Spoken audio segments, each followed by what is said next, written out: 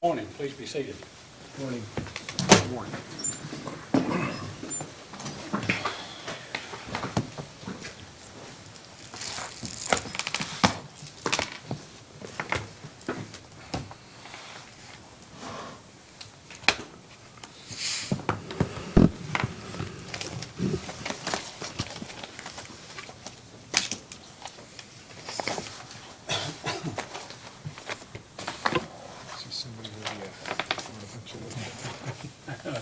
I was thinking.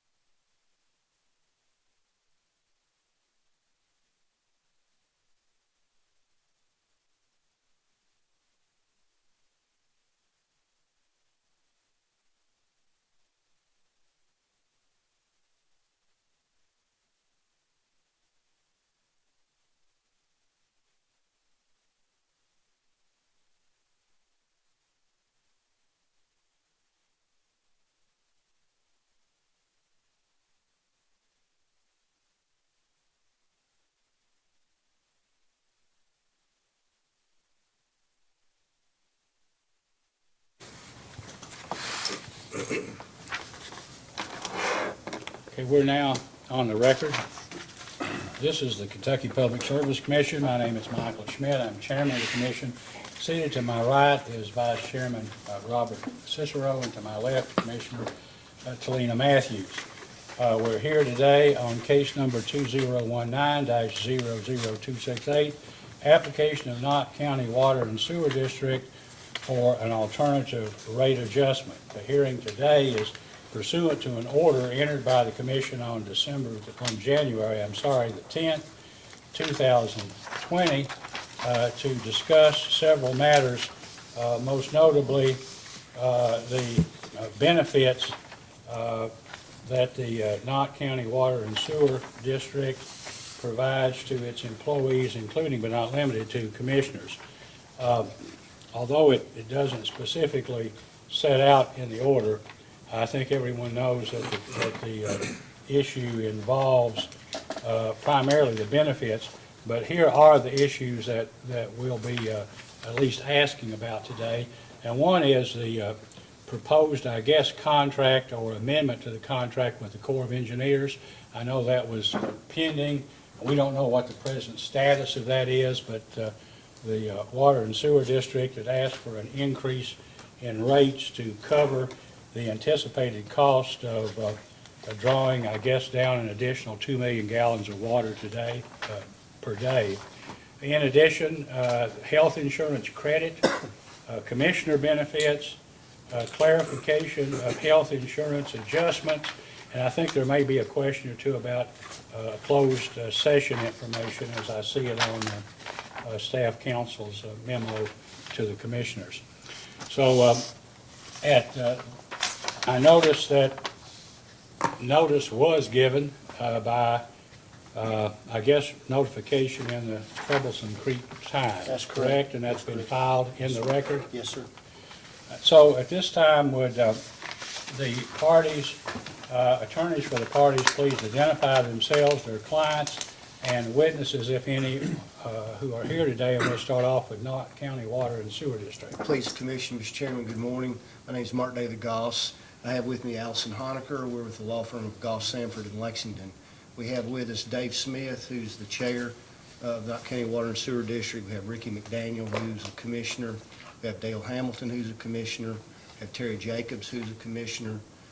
We have Jared Sammons, who's the general manager of the district. And we also have Kyle Smith, who's the chief financial officer. Thank you.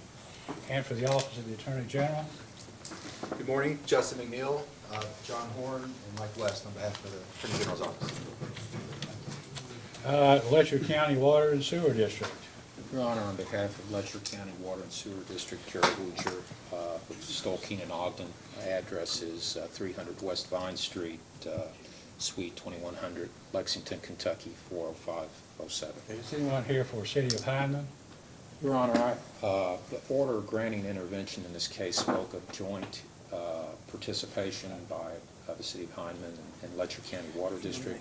The city attorney for Hyndman contacted me last week to advise that he would be unable to attend. We had briefly discussed how we would be presenting any concerns that both parties had. And so I've been authorized to at least state that the concerns that Letcher County Water District may be presenting today are the same as those of City of Hyndman. Thank you. I noticed that Letcher County and Hyndman's positions were, I guess, consolidated to the extent that Hyndman basically incorporated by reference all of your positions anyway. Isn't that correct? Yes, Your Honor, that's correct. And on behalf of staff? Lauren Coltrane and Angela Goad on behalf of Commission staff.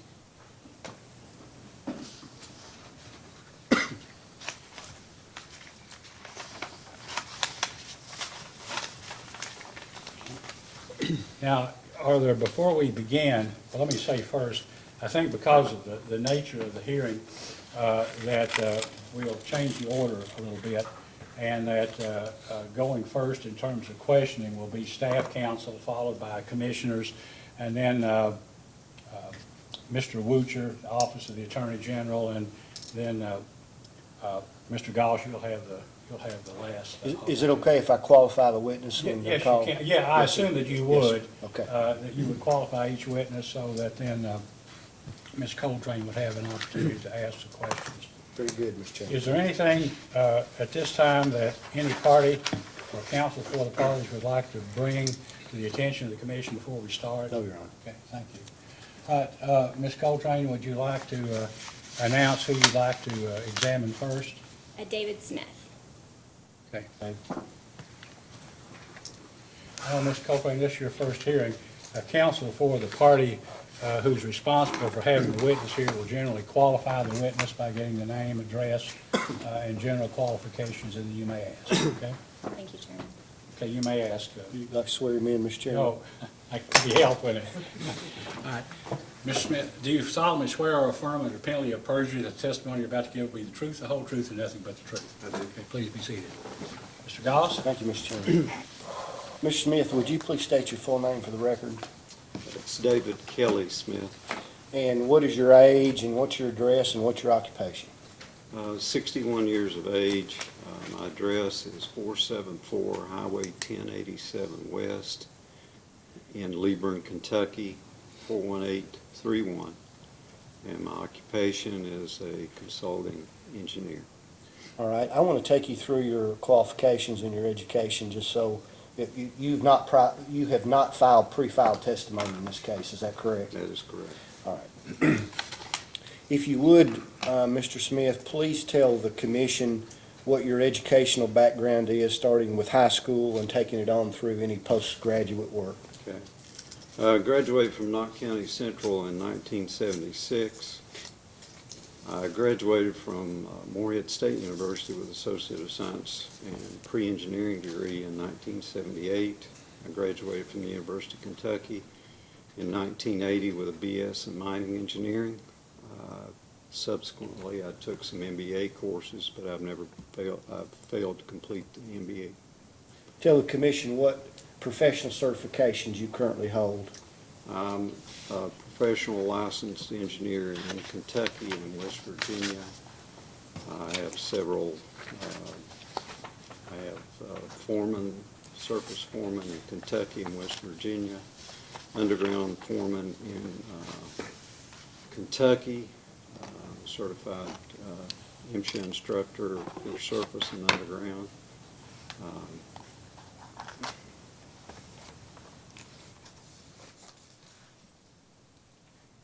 Be leaving out something. There's several short courses that have been certified in as well. All right. Give the commission an idea of what your professional work history has been, beginning, and you don't have to go through each and every job ad nauseum since you graduated from college, but just give the commission a flavor for what you've done throughout your career. Well, upon graduating in 1980, I started as a project engineer with a coal company, and Which company was that? that was with Sierra Coal Company. Okay. And that was later acquired by Consolidation Coal Company. And then I worked with Consolidation, which had name changes, which ultimately became Consol of Kentucky, for about 35 years total for Consol. And again, what did you do for Consol throughout your work history with them? I worked as an engineer, as a project engineer, then as assistant superintendent on surface operations. Became contract administrator for surface and underground contract operations. Then became resident engineer for the underground operations for two large mining complexes. Then I became assistant superintendent at the surface operation, and then ultimately superintendent of surface and underground mining in West Virginia at the Miller Creek operations. And then after Consol sold those operations in Kentucky, I worked for a period of time with a company called Kentucky Fuels, where I was manager of mines. All right. And during your time at Consol, what was the maximum or the greatest number of employees that you would have had under your supervision? Well, when I worked underground, we had about 250 employees. And were you the ultimate supervisor for those? Well, I was the mine foreman and assistant mine foreman, which the mine foreman basically ran the mine. So those employees would have all I would have been directly responsible for those employees. All right. And so you actually worked underground as a superintendent and also as a mining engineer? I worked underground as a mine foreman and mine engineer. I worked on the surface as a superintendent and mine engineer. You ever set spads? I have helped set spads, filled in for some of my guys when they were off. Were you the individual responsible for maintaining the project maps and the location of the working face of the coal during your time at Consol? At periods of time, yes, I was responsible, ultimately. Did those duties require you to have any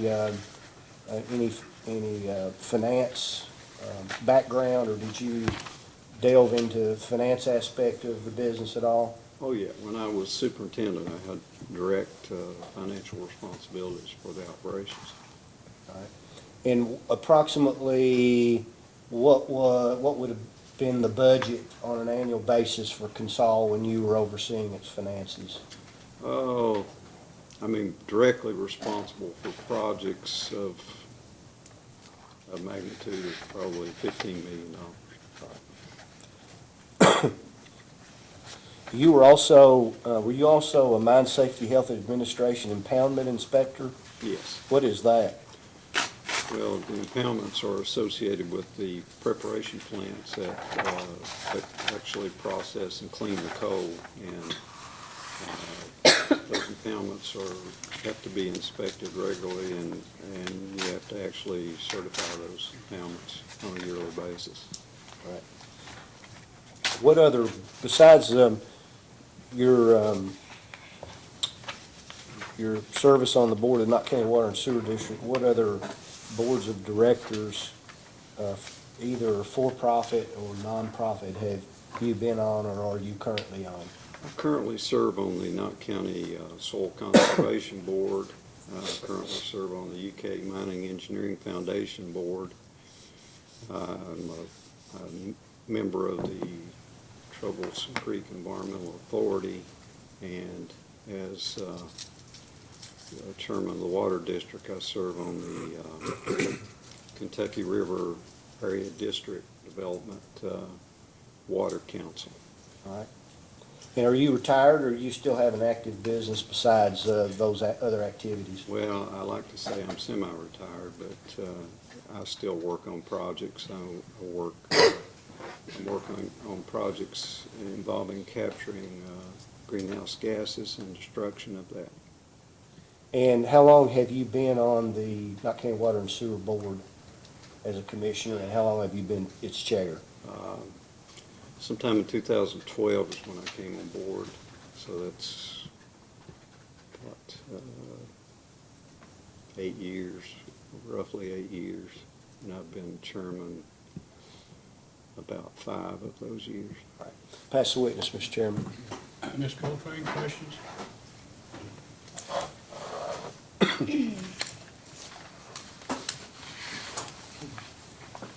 I'm going to delve right into questions about benefits. So if you could please refer to Knott District's response to Commission staff's request for information, item 2. It's the first request, if I didn't.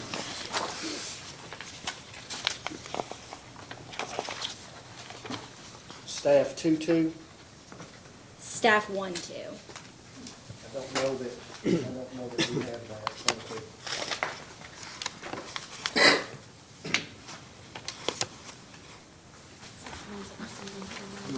Give me the second, Mr. Chairman.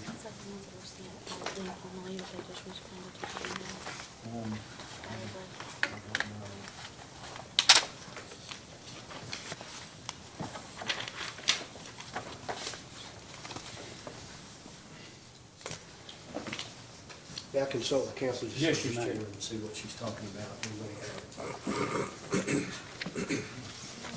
The very first request, item 2, it's just the statement. I have another copy.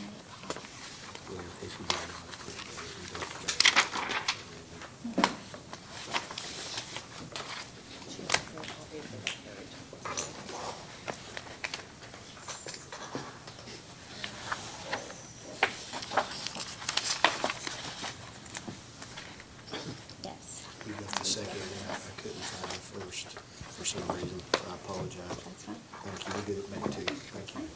Thank you, Mr. Chairman. I have a PDF copy. Okay.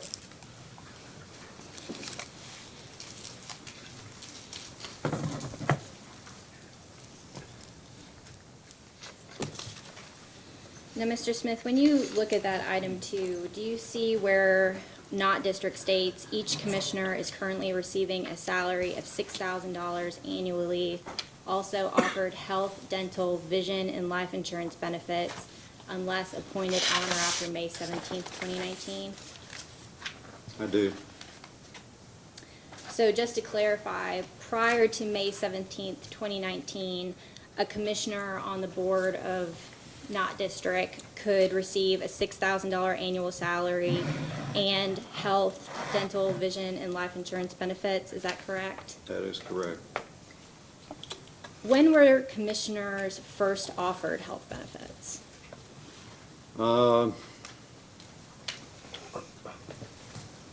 Sometime, it started in January of 2017.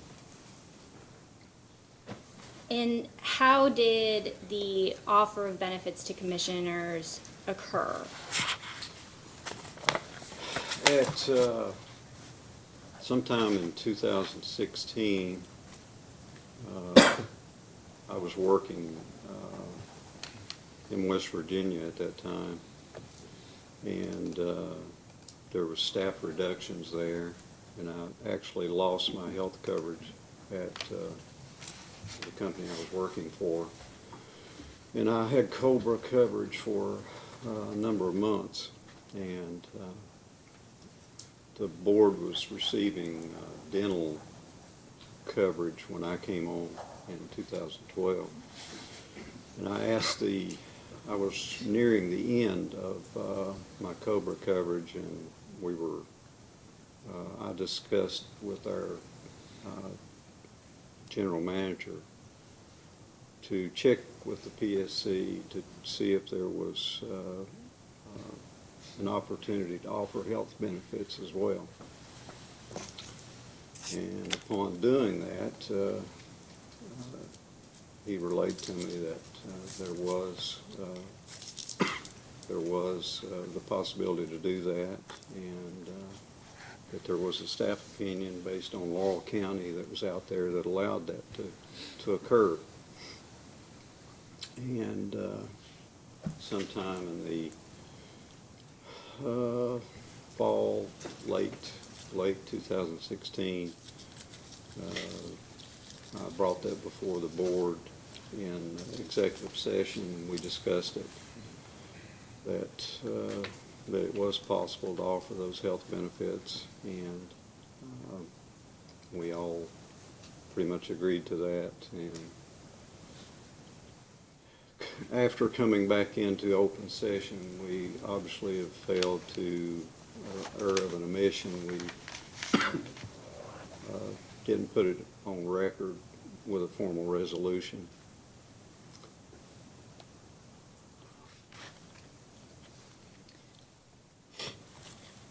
So prior to 2012, do you know when commissioners first started receiving dental insurance? I do not. I just know I was told that it was a benefit at that time.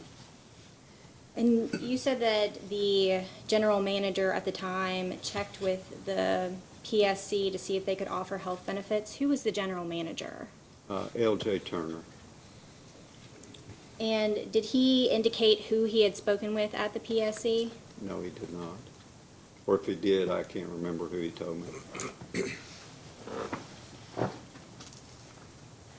And then I presume that the staff opinion that you're referring to is the staff opinion that was filed this past Friday, January 17th, as a part of the supplemental responses of Knott District? That is correct.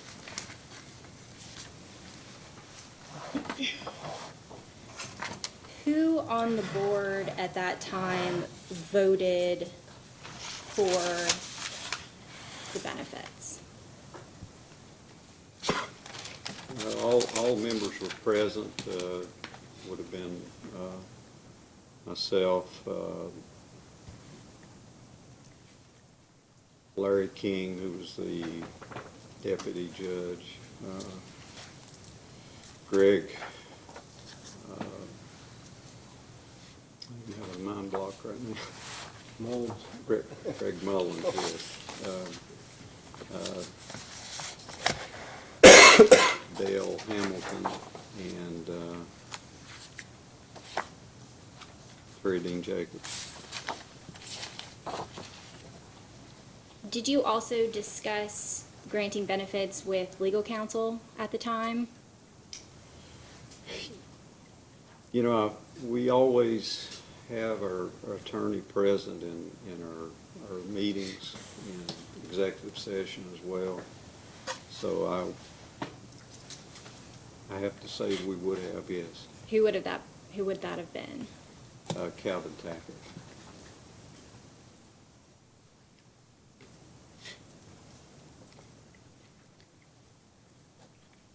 In relation to the executive sessions, what is normally discussed in those executive sessions? Legal issues and employee issues.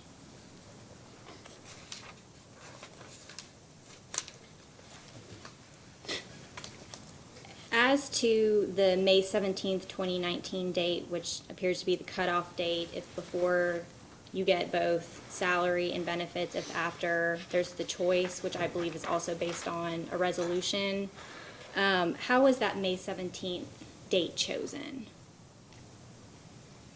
Well, that was a fiscal court meeting date, but that resolution became because of discussions. I actually had a discussion with the county judge when he was elected. And county's finances were kind of a bad situation. The budget was kind of in a bad situation. And he was having to make cuts throughout the county. And he discussed with me that he wanted to make cuts to what the commissioners were doing at the water district. So he felt the need to make a political statement there with us. Can I ask a quick question?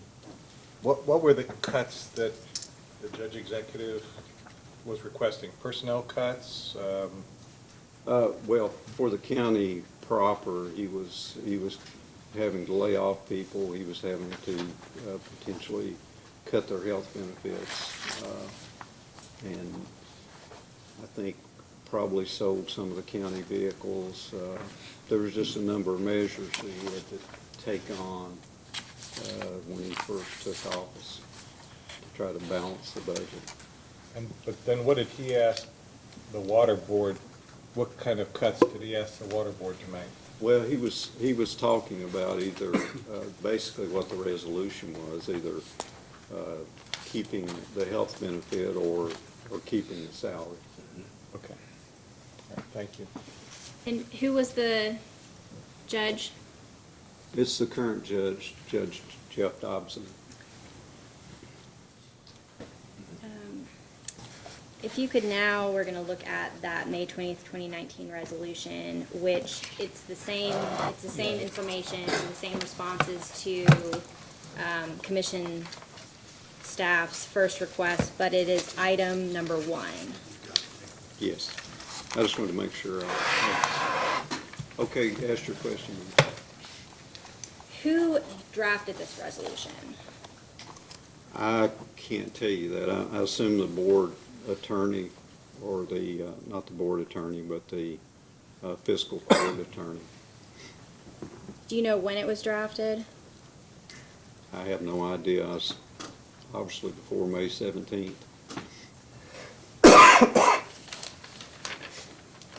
Was this resolution discussed in a board meeting? Was the board aware that this resolution was going to happen prior to it happening? Not that I'm aware of. We were only aware of it after it happened. As I stated earlier, we had some discussions with the judge that he was going to try to do something in that frame, though.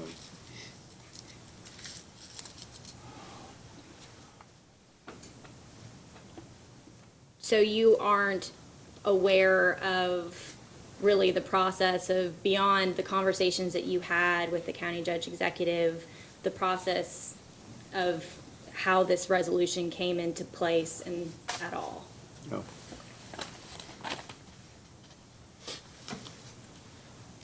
I don't have any further questions. Any further questions? No. Commissioner Cicero, questions? So the judge requested that there be either a change in the salary or a change in the benefits. That's what we discussed. That's correct. And the final resolution of that was? The final resolution was that any new board members appointed after May the 16th would have the election of either a salary or benefits, health benefits. But everyone else was grandfathered in? That's correct. Why was the decision made to grandfather in instead of making a wholesale change? I can't really speak for him, but I would assume that he didn't feel a need to change the current members, only those new members that would be coming on board. But typically in a water commissioner board, in particular Knott County, turnover or change of membership isn't that frequent, is it? Well, it kind of comes and goes, really. I mean, it's, it's at the judge's decision who he appoints or reappoints. So I guess he looked at potentially how many appointments he had coming up and made that decision based on it. Are the health care benefits offered to the commissioners the same plans that are offered to the employees? Yes, sir. And the costs are the same? Yes, sir. And health care is paid at 100% for the commissioner? No. at employee only? employee only. There's different, and that was my understanding, employee only, but there's different levels when you look at the information that was provided by Knott County that shows if it was all the same cost, then you would expect that the premiums would show the same across the board, but there's variations in that, and it was hard to determine why there was variations. Well, there's different plans to choose from in the health coverage. So some plans are better than other plans? Yes, Is there a difference in premium cost? yes. Then why wouldn't everyone choose the best plan available and go with that? What would cause someone to choose less than the best plan? Well, myself, I pay a portion of the health coverage, and the plan that I chose fit me the best. And, I know that, it's just a matter of what you feel comfortable with on deductibles and so forth. So in other words, if I understand correctly, your premium changes both for the employee and the company depending on which plan is selected, but it's always at the single coverage cost premium for whatever plan is chosen. That is my understanding, yes. Okay. And so why, I understand that this was, I understand your personal situation, needing health care and broaching the subject, but then there's vision, dental, life, and is there another one besides that? There's at least those three coverages in addition to the health care. In other words, all of these new benefits were adopted at the same time? No. As I stated earlier, Well, the dental was there. the yes. dental was there, and then the manager and the CFO approached the board about changing the health coverage. Basically, the premium was going to be the same to have health and, to have dental and vision coverage. And we approved changing the supplier, and it gave us better coverage and gave our employees an additional vision coverage as well for basically the same premium. And the life insurance comes with the health insurance. I think it's $1 a month or something like that. So the life insurance is one times some benefit amount, not salary, obviously, Right. I think it's just a straight. $50,000. No, I think it's $10,000. It's either $10,000 or $20,000. So all these were adopted as a result of your personal change and pursuing the possibility of having the coverages provided by the Knott County Water District. That's what led to the adoption. Yes. And employees prior to this already had that coverage for all of those type of benefits that were mentioned. Yes. I don't have any other questions. Commissioner Matthews? I don't have any. So, Mr. Smith, is it your testimony that all of the other employees of the Knott County Water and Sewer District had available to them the same health insurance, vision insurance, dental insurance, and life insurance that you now have prior to January 1st, 2017? Well, as I stated earlier, the dental benefit morphed into a dental and vision benefit later on because our staff found that they could get a better benefit for the dental, and it included vision as well, so we approved that. So that was later on. I can't tell you, it was probably a year or so after that, or maybe Yeah. 2 years. in 2016, you said that the company by whom you were employed in West Virginia apparently, as generally has happened in the coal industry, needed to cut back salaries, benefits, number of employees, and you had lost your health insurance benefits. Is that correct? That is correct. Well, And- I lost my employment as well. You lost your employment as well. That's right. So at that point, then in sometime in 2016, you spoke to, was it L.J. Turner? LJ Who was then your general manager, about seeing if you could get on the county, the water districts, water and sewer districts' health insurance plan. Is that correct? I asked him to check about the availability of offering health benefits to the commissioners. Here's my That's correct. question. Prior to your asking L.J. Turner about the possibility of you or commissioners getting health insurance benefits, did all employees of the Knott County Water and Sewer District, were they provided health care insurance as part of their employment package? Yes, sir. So the other employees had these benefits, and your goal was to basically see if arrangements could be made for the district to pay for your health insurance, and if they did so, all of the other commissioners as well, correct? To see if it was allowable to offer insurance to us. That's correct. Now, and at some point, let me ask this. Does Knott County Water and Sewer District have any part-time employees? We have some seasonal employees that basically cut weeds, grass around our pump stations. Okay, so you only have, how many do you have, do you know? Some summers we may have one, some summers we'll have two. Is health insurance offered to these seasonal or part-time employees? No, sir.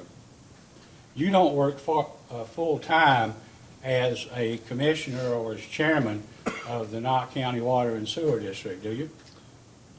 Well, I spend a lot of time working for matters of the district. I can tell you what I found. I have an exhibit that I'd like to file, and if you might want a copy, we can call it Exhibit 1. It's a chart that we put together, or that my assistant put together. We could pass these out.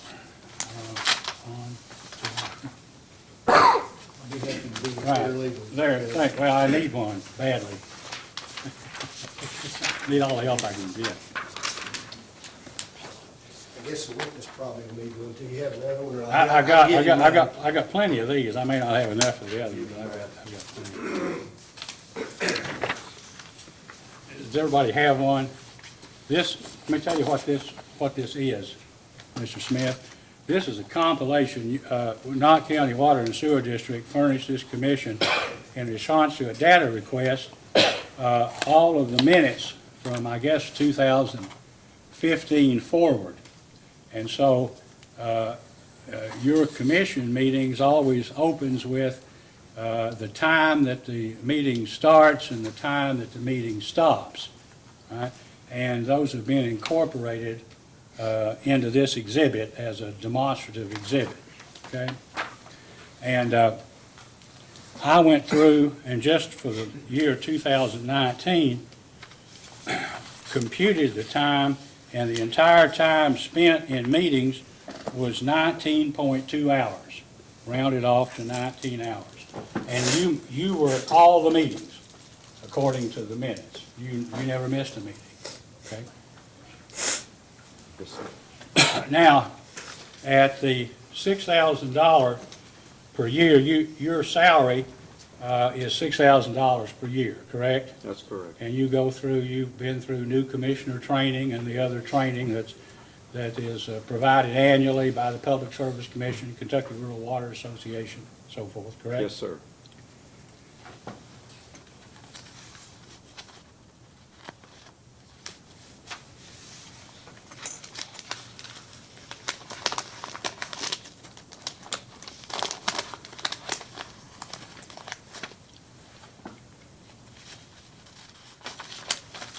at $6,000 per annum, or $500 per month, the time that you spent in meetings was accounted for, amounted to $315 per hour. If you look at the total value of your 2019 package, insurance package, added on to that, minus FICA, which I've reduced, your total hourly rate for attending meetings was $1,154.33. Wouldn't you consider that excessive? If that was the only thing I did for the district, I would consider that excessive. What, tell me, I don't know if you're a lawyer, you don't have a law degree, I correct? do not.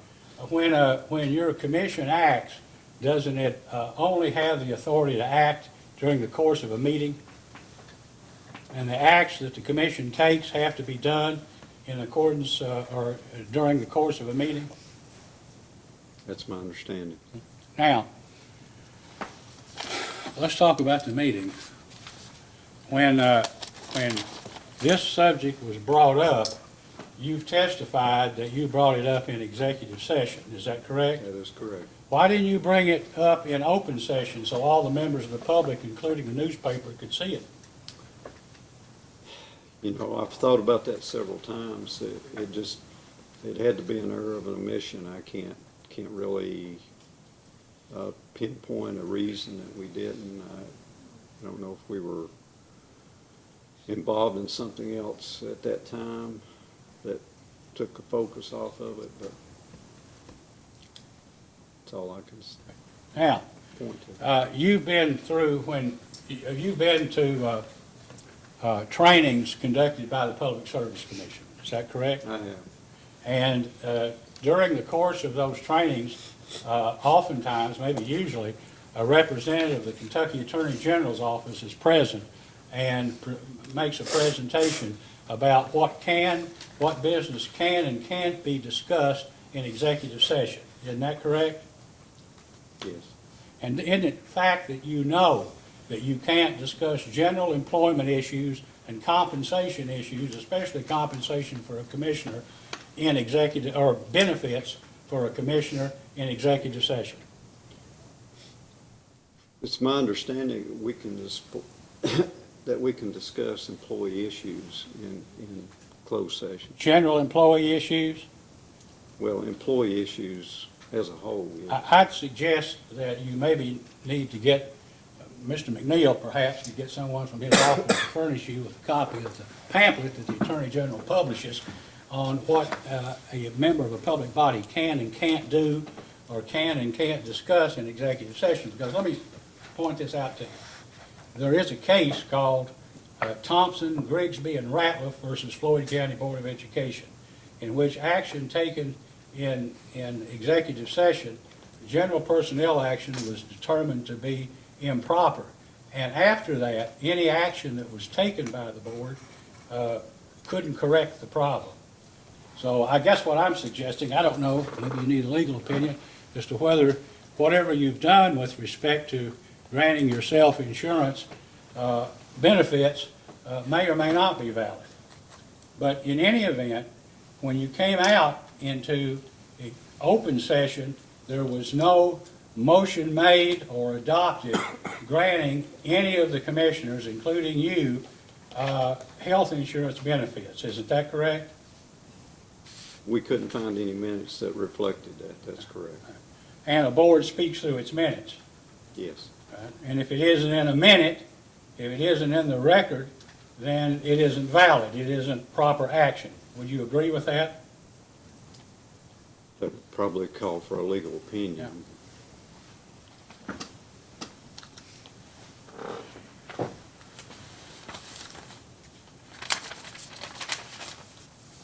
Does the Knott County Water and Sewer District have a capital improvement plan? Yes.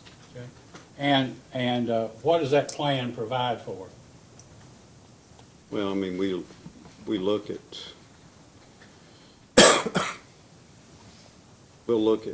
lines. We'll look for tanks that need to be painted or cleaned out and painted. We've looked at, we've improved our mapping and identification systems for all the valves and meters, and you know, we take in the full gamut of all of our capital needs and try to prioritize those and And do you have a fund available to take care of capital improvements, replacing infrastructure? We have a fund set up for emergencies, and we have state mandated fund for depreciation reserve. How many years has Knott County Water and Sewer District been operating at a loss?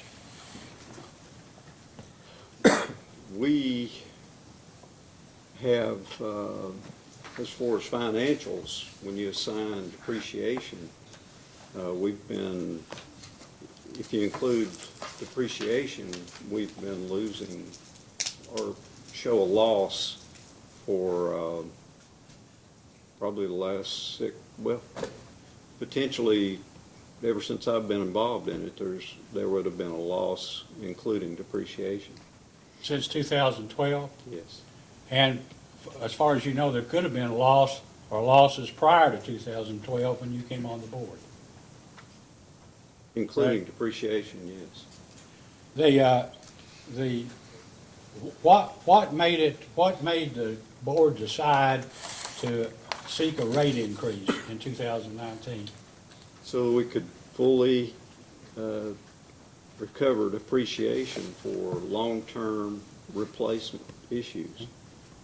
But you haven't been using depreciation for long-term infrastructure replacement up to this point in time, have you? But we have a pretty good system. I mean, we have good lines.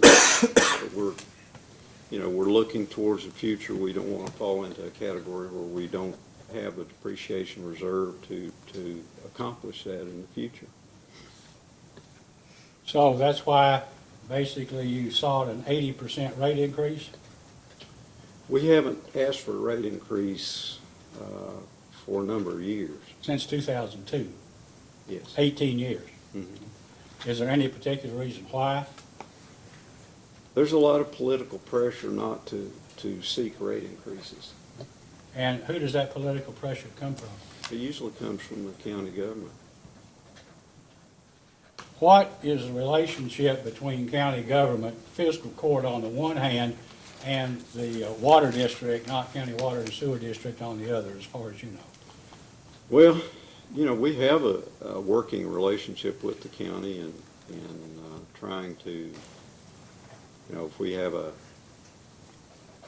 just take for instance, the other night we had a major line break. We coordinated with the county disaster services to get a light plant out there to stay with us through the night so we could keep people from losing water. We have coordination with the county roads because, our lines run along a lot of the county roads, so when they're cleaning ditches and so forth, occasionally we'll end up having to make a repair. But ultimately, the county government controls who sits on the commission. They can replace the commissioners if they so be. Now, let me ask you this. I know that a commissioner's term is 4 years, That's correct? And I assume that from looking at the records, the terms are staggered. So Yes. not all commissioners are replaced at the same time, That's correct? correct. Are you saying that the county judge, executive, or fiscal court members can replace a water district commissioner before his or her term is expired? They can in rare instances, but they usually wait till the expiration of the term. Okay. Now, in terms of the present Knott County and Sewer District Board of Commissioners, there are how many? 5? Yes, 5 commissioners? that's correct. And are any of the present commissioners employees of the Knott County Fiscal Court? Well, as I understand it, and when you say actual employees working full-time, 40 hours a week, Well, are they employed? Greg Mullins, is he a commissioner? he is the commissioner. And does he have a job, and if so, what is it? Well, he used to be the disaster emergency coordinator for the county, but during the turnover in the last election, he doesn't have that job anymore, so he's unemployed. But when he was appointed, he was employed, his employment was the result of an appointment by the county judge executive and confirmation or approval by the fiscal court, isn't that correct? That is correct. Okay. Now, Ricky McDaniel, is he employed by the Knott Fiscal Court? He is. And what is his employment? He is the road foreman, and I think he may be the acting deputy judge. And that position is the result of an appointment by the judge executive and confirmed by the fiscal court, is that correct? That is correct. And I guess last year, there was a member of the Board of Commissioners named Larry King, is that correct? That is correct. And Mr. King, when he was on the commission, was he employed by the fiscal court? He was. And what was his job? His job was deputy judge and road foreman. So essentially, it looks like over some period of time, the members, 2 or 3 members at any one time of the Water District Commission have been appointed by the judge executive, and their employment as a result of appointment by the judge executive and confirmation by the fiscal court, their regular employment in addition to being on the Water District. Is that correct? Over the last few years, that's correct, but prior to that, when I first came on the board, there wasn't any employees of the county that I can remember. Okay. And who was county judge at that time? Randy Thompson.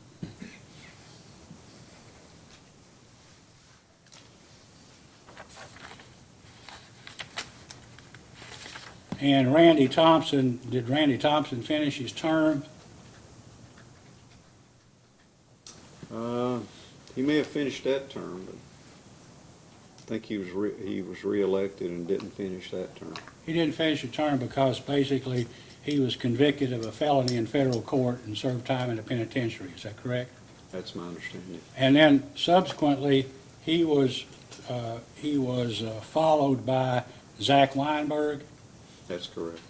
And during the time Mr. Weinberg was county judge executive, you indicated, well, I'll ask you, did you feel any pressure to keep rates low? Well, I would say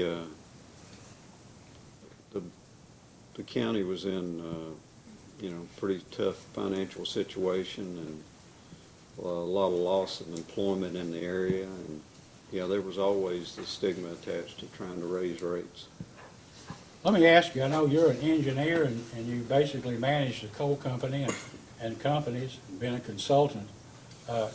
Do you believe or don't you believe that periodic rate increases over 2 or 3 years of 2 or 3% every 3 or 4 years would have ultimately resulted in a stable rate structure without basically seeking an 80% rate increase at one time?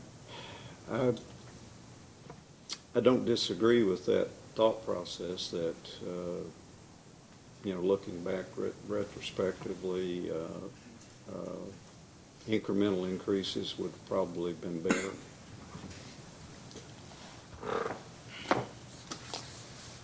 I just wanted to, I guess, ask you for the record, I've looked at your audits for 17,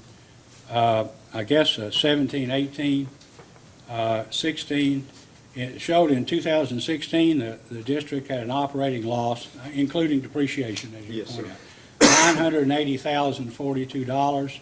In 2017, an operating loss of $1,190,517. And in 2018, an operating loss of $1,356,640. You have any reason to dispute the accuracy of those figures? No, sir.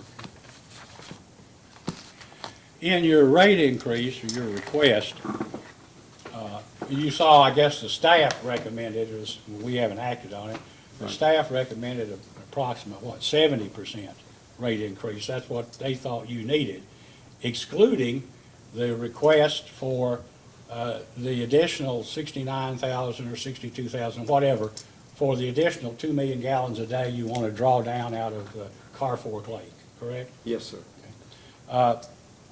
So it's obvious, you thought, commissioners thought you needed revenue, and so did the staff. Agreed?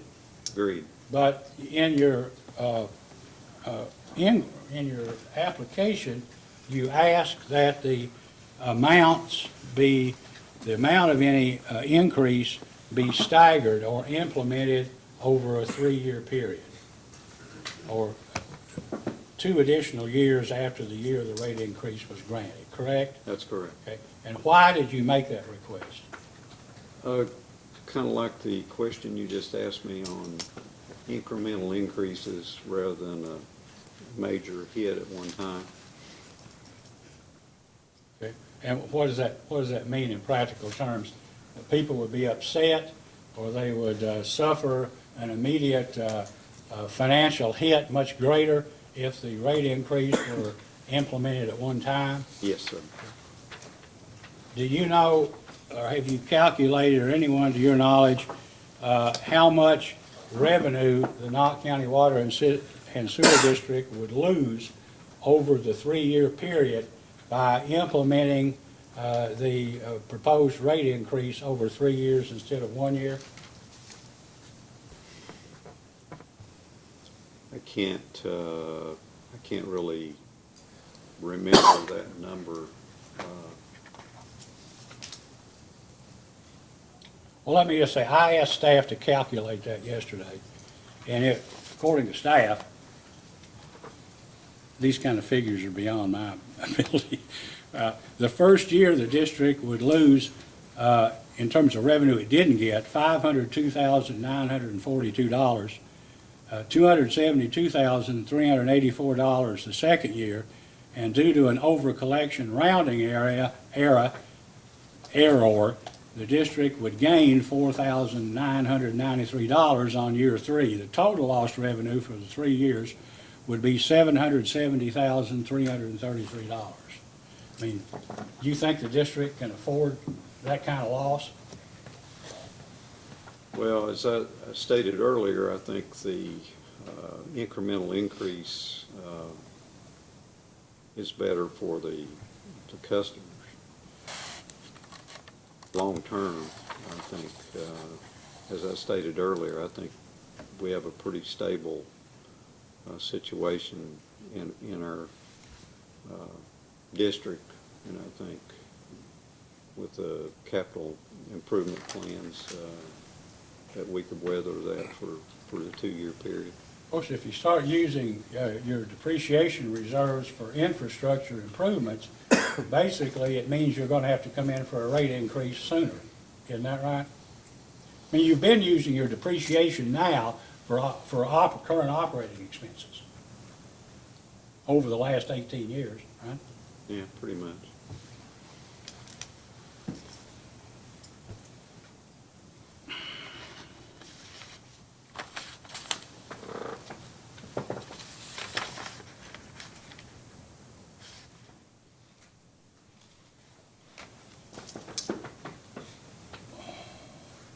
One last thing, and it goes to, I guess, in how your benefits were, the action that was taken by the board to basically give its members these benefits. The fact that you went into executive session, there was nothing in open session discussed about it, would lead one to believe that basically the district intentionally tried to conceal the fact that its members were getting these benefits, some of which were substantial.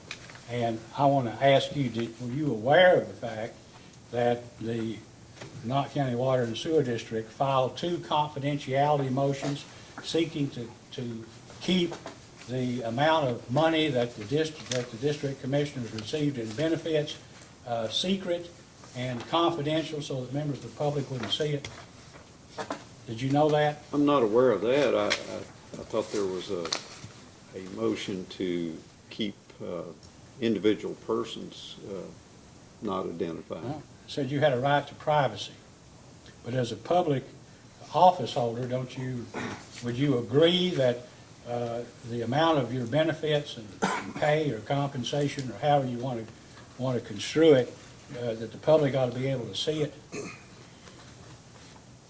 Yes, I think primarily the response to that question was to try to keep our other employees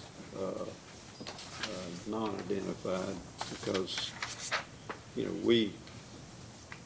our area is very limited to having really good operators of the water system, and, you know, we wanted to keep our employees' names off the record so that, you know, the other districts wouldn't be trying to poach them, per se. Other districts would try to poach your employees? That was a concern, because when you have good qualified Class 3, Class 4 operators, there's just a very small amount of those that are available in our area. Have you lost any employees other than Mr. Turner to other districts? We lost one of our operators, water operators, to South Carolina utility. Let me ask you, and I'll finish up here. In looking at the, I guess there's another couple of exhibits. One that, find it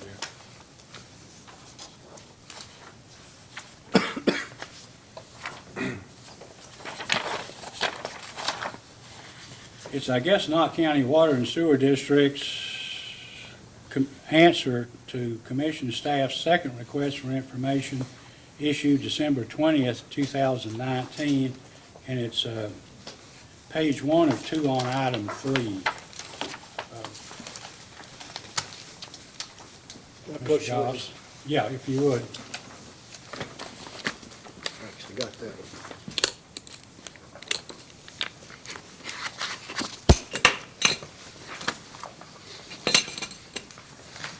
Now, Mr. Smith, if we look at that, I guess that shows, purports to show, the amounts received in terms of salary are listed here as wages, FICA, health insurance, vision insurance, dental, life, and then the total for the various commissioners.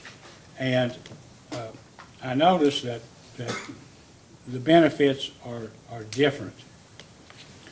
For instance, if we look at yours, your health insurance costs for the family plan, the district pays $14,301.72, or did, for your health insurance for 2019, correct? Yes. Okay. And for Mr. Hamilton, for instance, the district paid for his single coverage $8,752.08, correct? That's correct. So, in essence, your benefit was $5,500 or so dollars in terms of, I guess, yeah, about $5,000 more than the value of Mr. Hamilton's benefit, correct? Yes. So, I mean, everybody here, if we look at the total over on the end, Mr. Hamilton, and that includes FICA, $15,638.64. Mr. Jacobs, $22,265.52.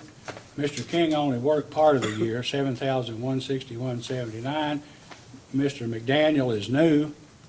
He doesn't get any benefits, $2,906.55. Now, Mr. McDaniel was he appointed prior to May 17th?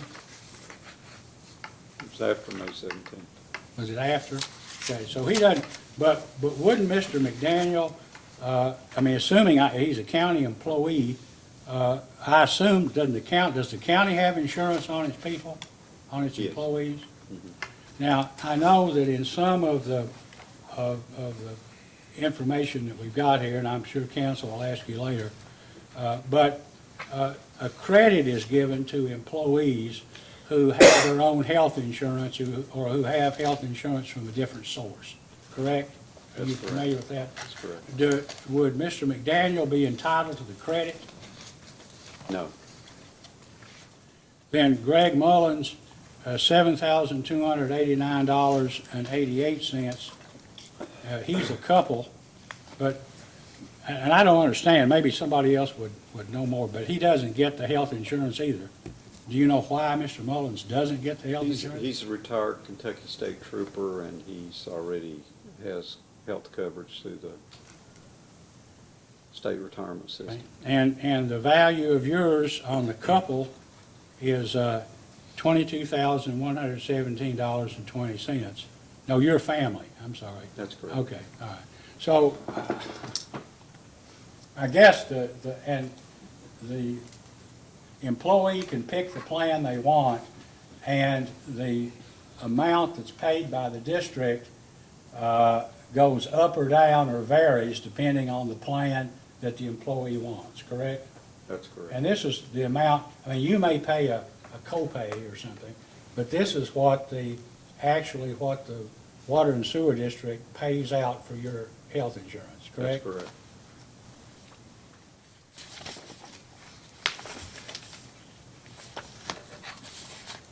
I'd like to file this chart as a demonstrative exhibit.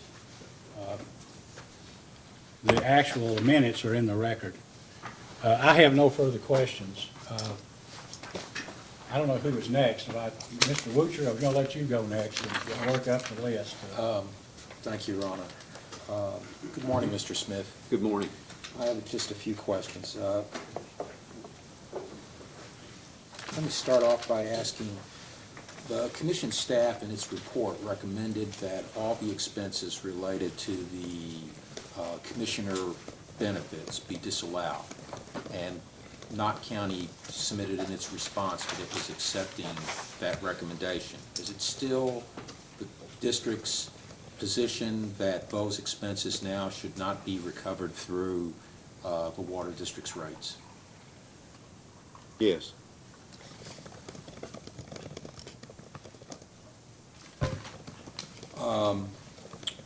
Just a couple of questions about the decision, the board's vote to go ahead and provide insurance coverage. During that meeting, was there any discussion regarding the cost of providing that benefit to the commissioners? If you can recall.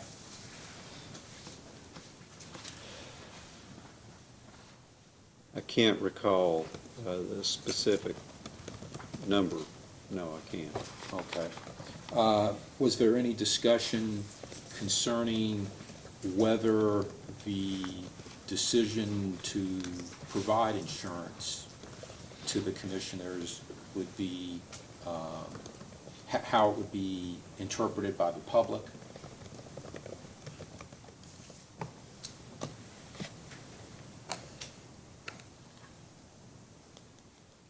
I can't recall discussing that as well. Okay, and you stated that Mr. Turner, your then general manager, had presented the staff opinion.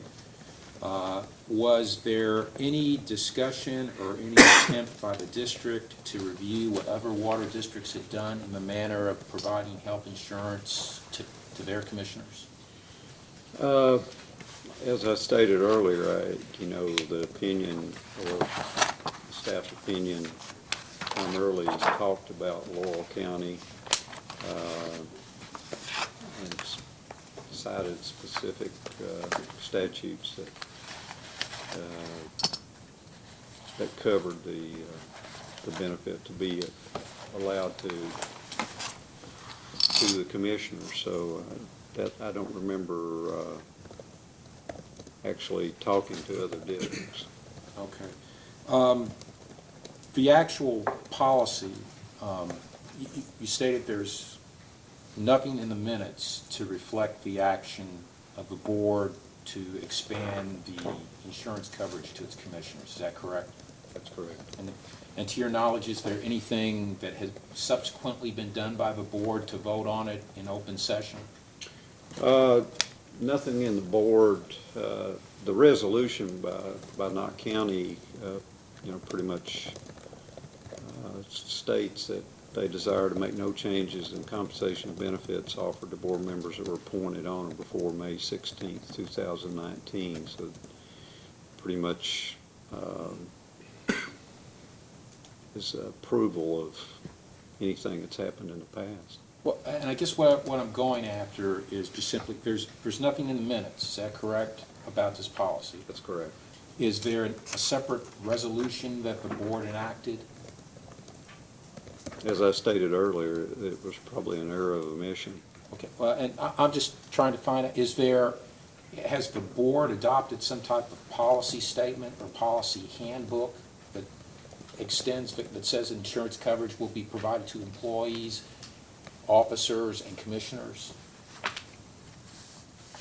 I don't think our employee handbook has not been changed. Okay.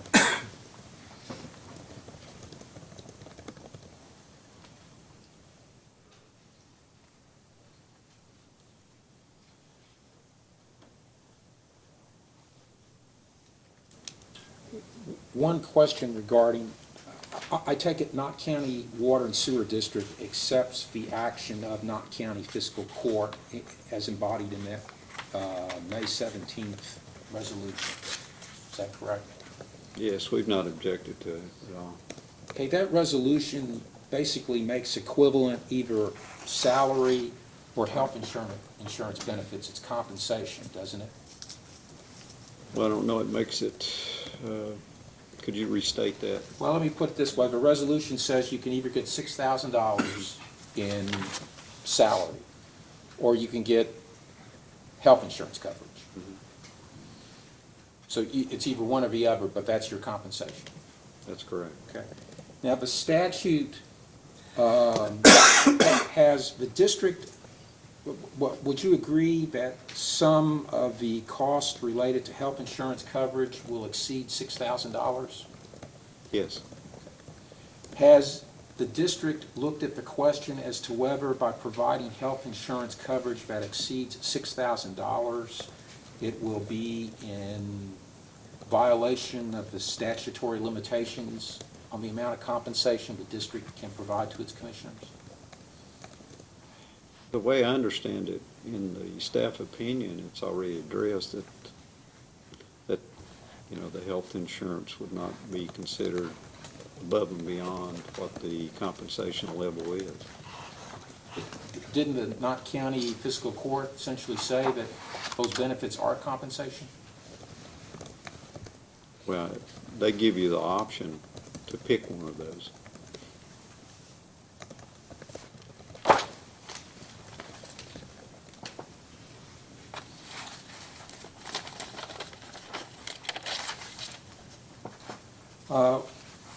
Just a couple more questions. You had, in response to some of the questions by the chairman, you had noted that the district was reluctant to take the full increase immediately, but wanted to do it in phases to avoid rate shock to its customers. Is that correct? Would that be a good characterization of the district's intent? Let me, that, as the chairman stated, we were looking at 80% on the retail customer. Staff opinion was 70%. If you do that in 3 increments, it's like 24% or something like that. So you're saying you're still going to have rate shock if you do it in 3 phases? I'm saying 24% to an individual is a lot better over 3 years than 80% is up front. Did the district request a similar phase-in for its wholesale customers? No, I think if you look at the similar increase percentage-wise, it's about the same as I stated.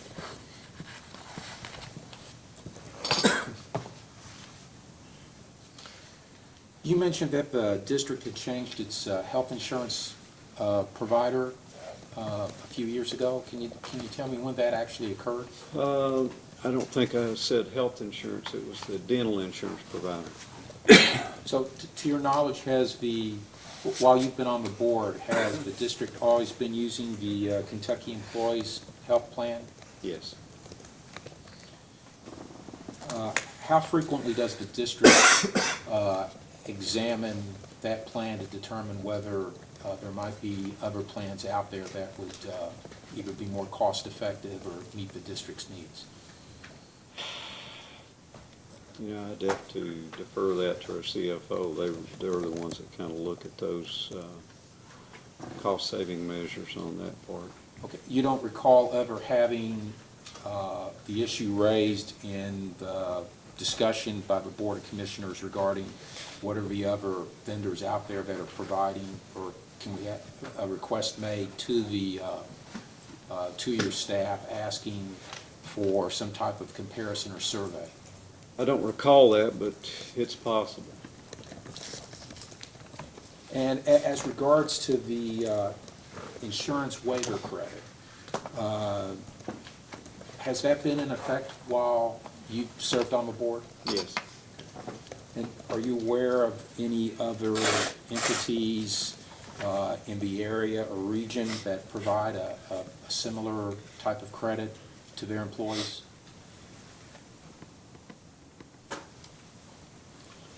You know, I think I've heard of that in the past, but I can't really tell you a specific example of that right now.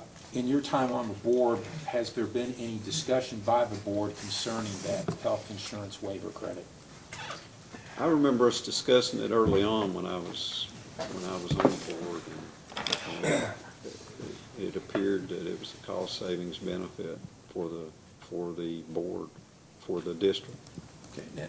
Now, I've tried to find that in the minutes, and since at least the minutes that were provided in response to commission staff request, I couldn't locate it, so would it be correct to say, assuming I did my search properly, that it would have happened before, those discussions would have happened before 2015?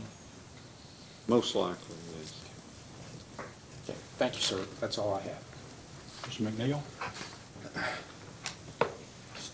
Just one question, Chairman. Mr. Smith, following Mr. Woocher's question on the fiscal court resolution. Yes, sir. So prior to the passage of that, to your knowledge, did anybody from fiscal court, judge executive, ask you or the district for information on, the health plans, what costs would be saved, or the different levels of any info at all? Well, as I stated earlier, the deputy judge was one of the commissioners, and he was in direct talks with the fiscal court at all times with the judge. So I'm quite confident that all that was relayed to the judge and the fiscal court. So informally, they would be aware of probably those costs and Yes, those details. Okay. that's correct. No further questions, Chairman. May I ask one more question? You And then sure I'll- can, you're I'll- running this Well, show. I know, but then you can go ahead, and because I've neglected it before, and you may want to touch on it. When you talk about the staff report, Yes, sir. PSC staff report in 2013, did you read that staff report at all? That was a staff opinion. Staff opinion. Yes. Yes, I have read that. And you understand the staff opinion isn't binding on the commission. It's an opinion of the staff, correct? I understand. Now, if you read the staff opinion, didn't you see where the staff, I guess, I probably can know who authored it, but it was signed by the executive director, but pointed out that commissioners were prohibited by law from taking any action or official action that benefited themselves directly. But the action, whatever you took, whether it was official, unofficial, or whatever, it served to give the present commissioners the benefit of valuable health insurance coverage, didn't it? Yes. No further questions. I have a couple, do you want me to ask mine before? But, Yeah, if you Sir, want to, then we go, then Mr.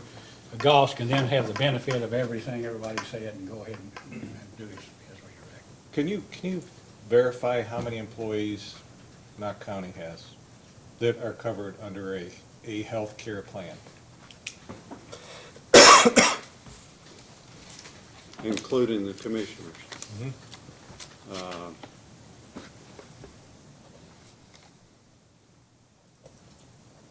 Well, I'm gonna have to ask the CFO to help me out on that, because I'm trying to remember how many actually get the offset versus the health coverage.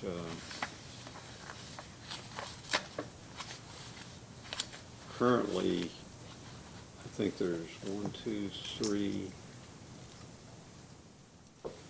full-time employees that get the offset out of the 12 commissioners.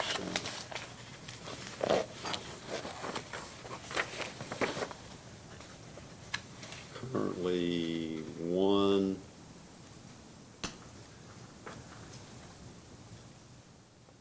So there's probably, it's 10 or 11, 10 or 11? yeah. Close enough. So how many health care plans are offered? The best I can remember, the Kentucky Health Care plan options are 4. I believe I'm correct on that. So there's 4 total plans offered, and that's a selection that everybody has the opportunity for, just 4. That's my recollection. Now, I could be wrong on that, but that's the best of my recollection right now. And the provider is, Is it, I guess it's Blue Cross. It's Blue Cross, yeah. the reason I'm asking the question is the discussion about variability in the amount of the cost of the plans. And it seems unusual to have that kind of variability and that many plans offered for such a low population that's being provided for in healthcare coverage. But seeing as that you do have that much variability, why did the board not decide just to cap the amount that was offered as part of the payment of benefits?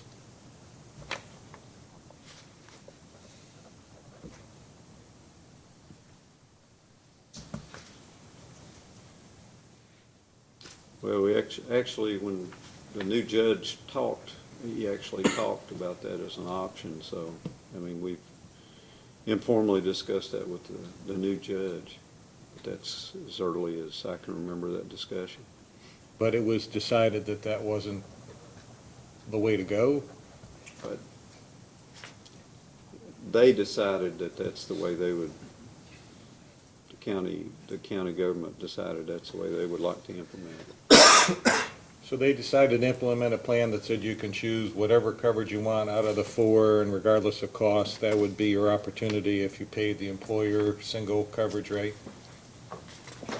Yes. So how do you determine, when you calculate a credit for employees that don't elect to take the coverage? How is that calculated, since there's 4 plans offered? You know, I think that was already in place when I came on the board, and I don't think we've changed it. It's basically $150 per pay period. You know, I thought the credit was somewhere around $8,139. So $8,139, I'm not sure what pay periods you have. Is it weekly? Weekly.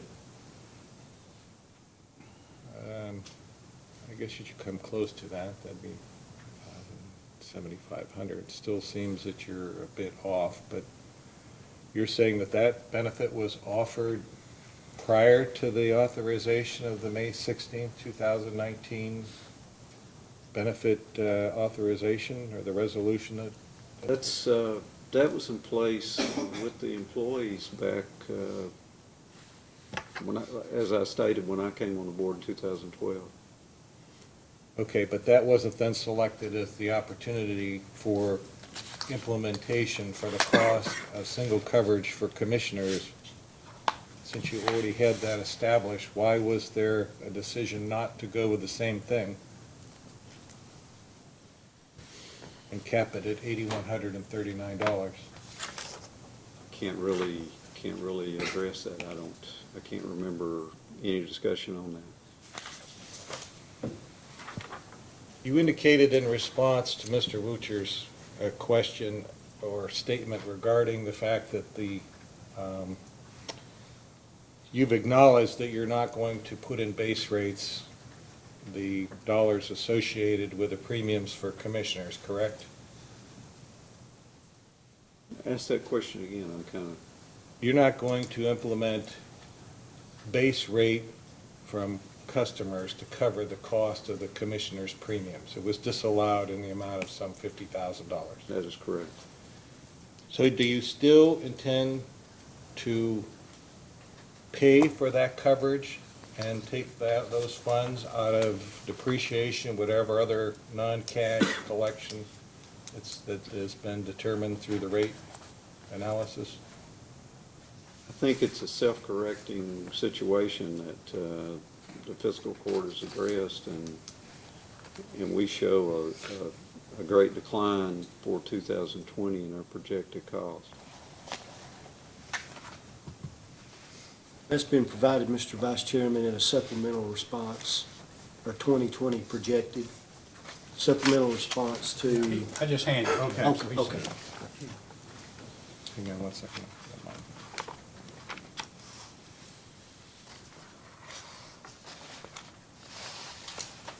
So there'll be no health care credit issued for those not receiving coverage.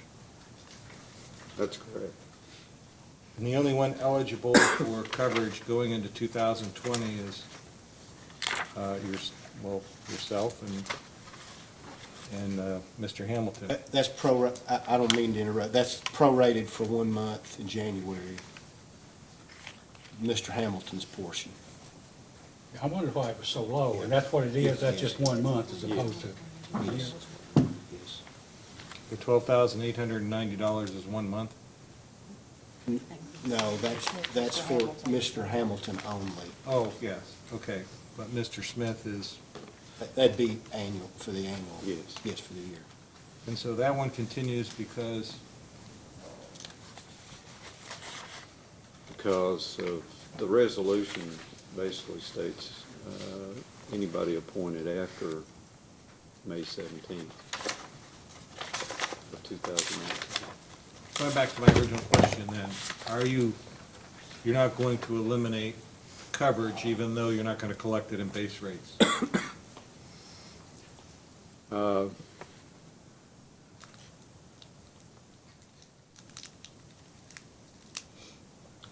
As I tried to state earlier, I think that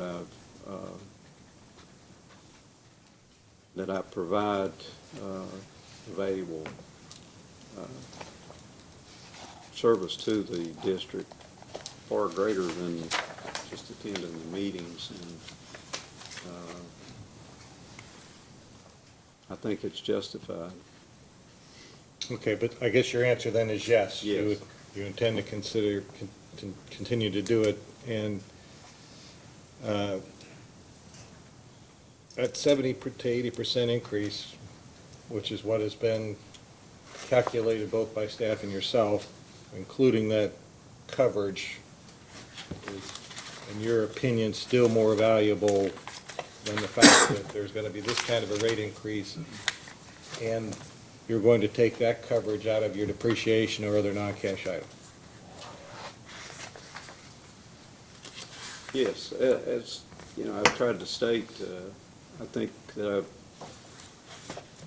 in certain areas that I've been able to save the county or the the district more than that, far greater more than that.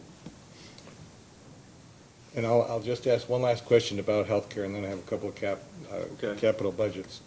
But you state that you feel your services are valuable enough that you should qualify for having your healthcare paid for, but yet it's not a full-time position. It's a $6,000 a year annual salary set by statute, maximum that can be received in terms of total compensation. Mr. Wucher pointed out that the resolution that the fiscal court adopted referred to compensation either or, identifying benefits being the same as a salary, basically, in terms of identify it as compensation. Do you believe that given your position as a part-time employee, regardless of value, you should still have that health care coverage paid for? Yes, I do. Okay. 3 questions on capital budgets. Okay. What is the total annual capital budget, dollar-wise? Actual capital budget or our The actual? dollar amount identified annually for capital expenditures.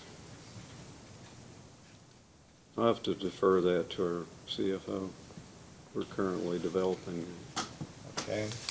Who identifies the capital projects? You know, we're kind of in a development mode on that side right now. The general manager and myself and are working on several projects. But, we're kind of in that development mode right now that we don't have specific items identified right now, other than the replacement of, vehicles or something of that magnitude. Well, going back over the 7 years you've been there, what type of capital projects have been identified? And besides line painting and those kinds of things, I mean, true capital projects. Well, as I stated earlier, we put together a punch list at one time of several projects, and we put money into developing a mapping system to improve the location of our meters. We put money into billing systems that allowed us to be more efficient and cost savings on the billing side. We have identified certain areas inside our plant that we want to expand on with control valves. We've looked at reducing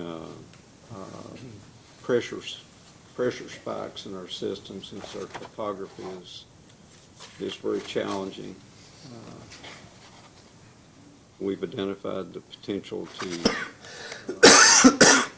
purchase additional safety equipment and potentially a boring machine for the future to help us to respond quickly to situations where you can't dig a line and need to bore. So, as I stated, we're still implementing that plan, but we are aggressively working on it. Okay, not to sound disrespectful, but it doesn't sound like there's much of a capital project plan, at least it's been on an ongoing basis. So my last question is, how much money is in your depreciation reserve? I believe, and I'll defer that to our CFO, but it's roughly $300,000. And then we have an emergency fund of roughly $300,000. That's all I have. Nancy, use anything else? Looking at this 2020 projected, Yes, sir. maybe Ma'am, I'm I've sorry. heard so much, I'll answer to either. Maybe I'm confused and there's been a lot said. I thought it was you received the $6,000 or the health insurance, but your projected 2020 has both. That's because I was, prior to the resolution, That was basically, they elected to not make any change in benefits Okay. prior to May 16th.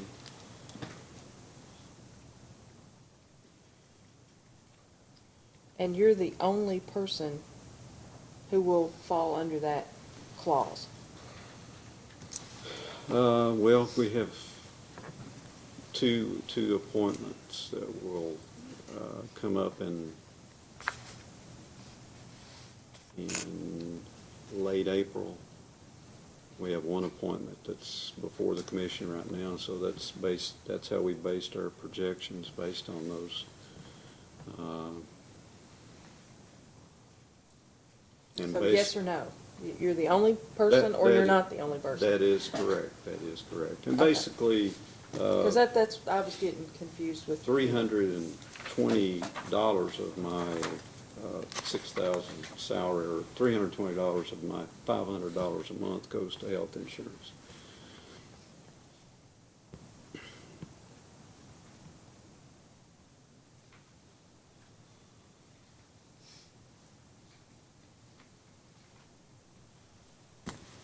Is that why your FICA is a different amount than everyone else's? Probably. That was all my, I couldn't keep everyone straight. Mr. Goss, let's take a 10-minute break, and then you can examine your witness. Okay? We'll be in recess until, let's go 5 minutes until 11, and that'll take us about to lunch.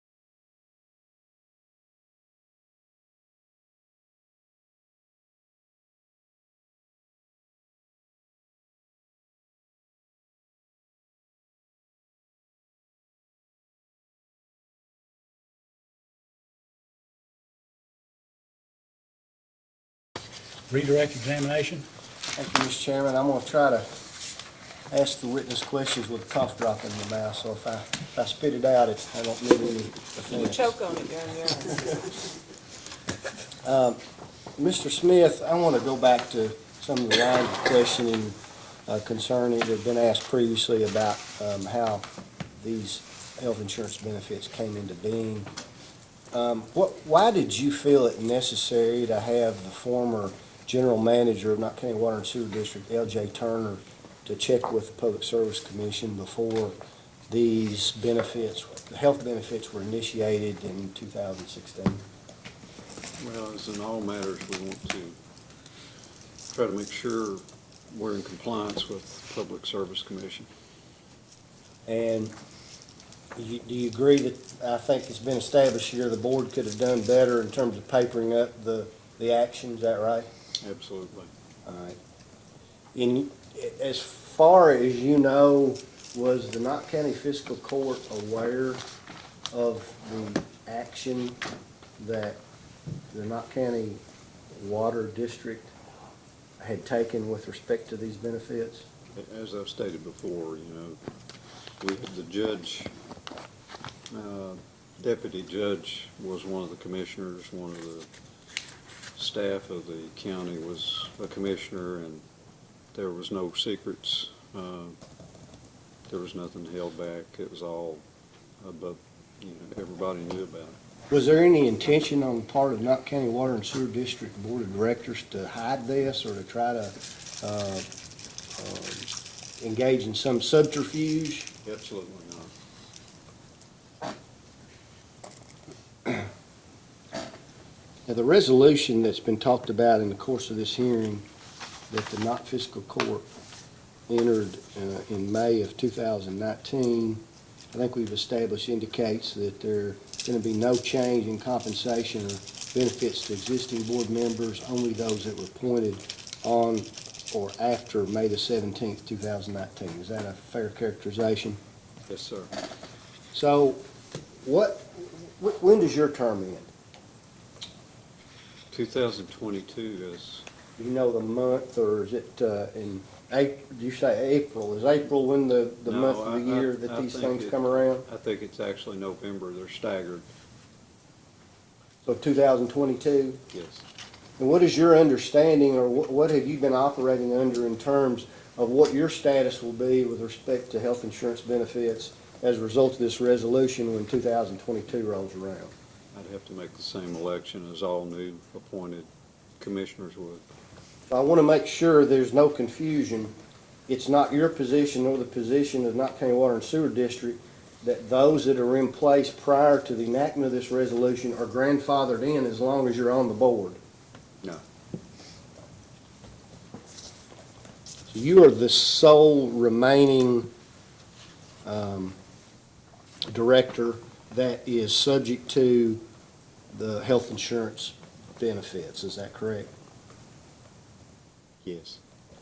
I think we've established that all the others don't have the benefit for whatever reason, including Mr. Hamilton because of the vacancy issue that's currently pending. Is that correct? That is correct.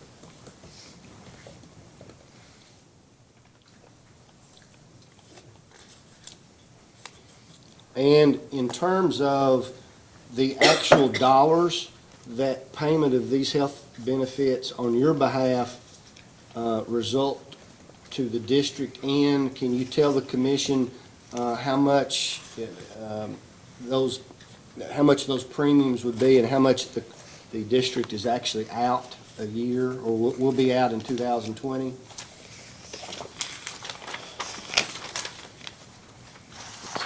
It's on one of these handouts here. I can tell you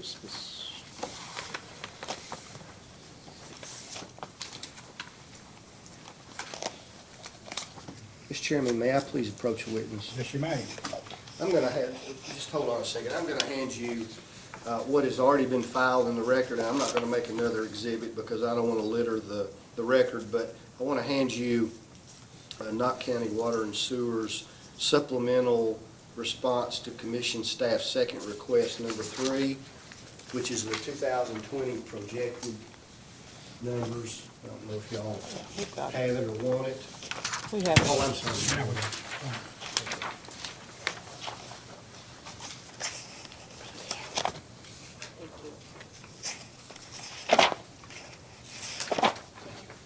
Let me ask you to tell the commission and for the record, how much in health insurance, vision, and dental, and life you will cost Knott County Water and Sewer District in 2020 when you back out your wages and your FICA? Well, it'd be 20,000 less 6,200, so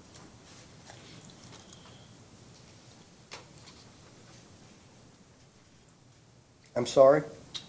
that amount would be 20,017.80 less 6,212.88. All right, well, let's do just a little bit of math here. If your total benefits are 20,000, let's do round numbers, $20,000, and you subtract 6,000 from that for your wages, that leaves 14, and you take out $200 for FICA, that's 13.8 plus or minus.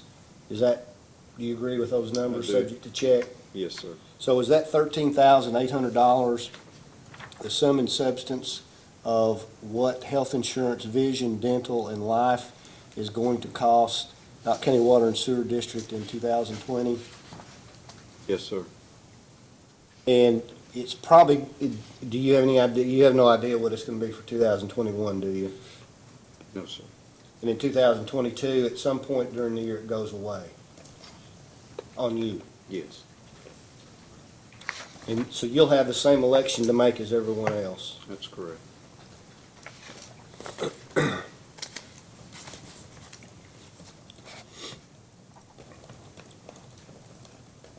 There was some discussion about the amount of time that you spent in meetings during, from 2015 through almost the end of 2019. And I'm just looking at the chart here, and I haven't done the calculations, but it appears that the average may be somewhere, in terms of meetings, somewhere around 2 hours plus or minus. Do you remember the chairman asking you about that? I do. And that's Exhibit 1 for the record to the hearing here today. Now, is 2 hours a month all the time that you as chair of the Knott County Water and Sewer Board spend doing district work or engage in district activities? No, sir. Describe what other types of things and activities that you do for the district on a typical monthly basis and approximately the amount of time that it takes you to do that. Well, we have a two-party check system, so at least once a week I sign checks, coordinate that. How long does that take you? Well, it usually takes the time I drive over, either meet the CFO at the meeting place, or if I drive to the district, we're probably talking 3 hours a day, You have to do that once a week? once a week. And what other types of activities? Are you an active or a passive board chair at Knott County I Water and would Sewer? like to say I'm very active. I try to be at the district at least once a week, talk to the manager about issues that's come up, ways to solve those. If I'm out driving around anywhere, I keep a chlorine sample kit in my truck so I can try to spot any potential leaks to stop line leakage. You ever get phone calls from customers about issues, water main breaks or water quality or anything like that? I get a lot of calls from people that either is identifying that they have a leak or want to know if there's, if they have any problem with the system, they'll call me. see people at church, see people at the grocery stores. But, you know, once a month, I attend a tea meeting on behalf of the Knott District Court, or Knott Water and Sewer District,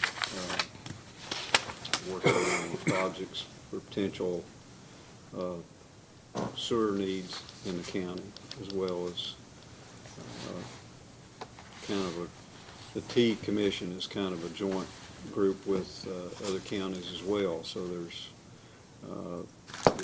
we've worked on projects with AML to implement points to where we can transmit water to other districts when they have a real problem. Like Wheelwright ran out of water a couple of years ago. We were their main source of water for a period of time. Back a couple of years ago, we had problems that Perry County had problems supplying water to certain areas because of the real cold spell, and lost a lot of their lines, and we were the principal supplier. We've had to step in and do the same thing for Floyd County numerous times. How would you describe the current state of Knott County Water and Sewer, and not from a financial perspective, I think that's really what this case is about, but from the perspective of infrastructure? Well, I think our infrastructure is really good. I mean, we have, you know, primarily, a lot of our projects were, you know, developed from 2008 on, so we have relatively new lines. We do have some older lines, but a lot of those are main ductile iron and, you know, are long-term lines. I think we're, you know, I'm proud of our district. I think we have a really good district, and we were a regional supplier for many other communities. A lot of the communities depend on Knott County water.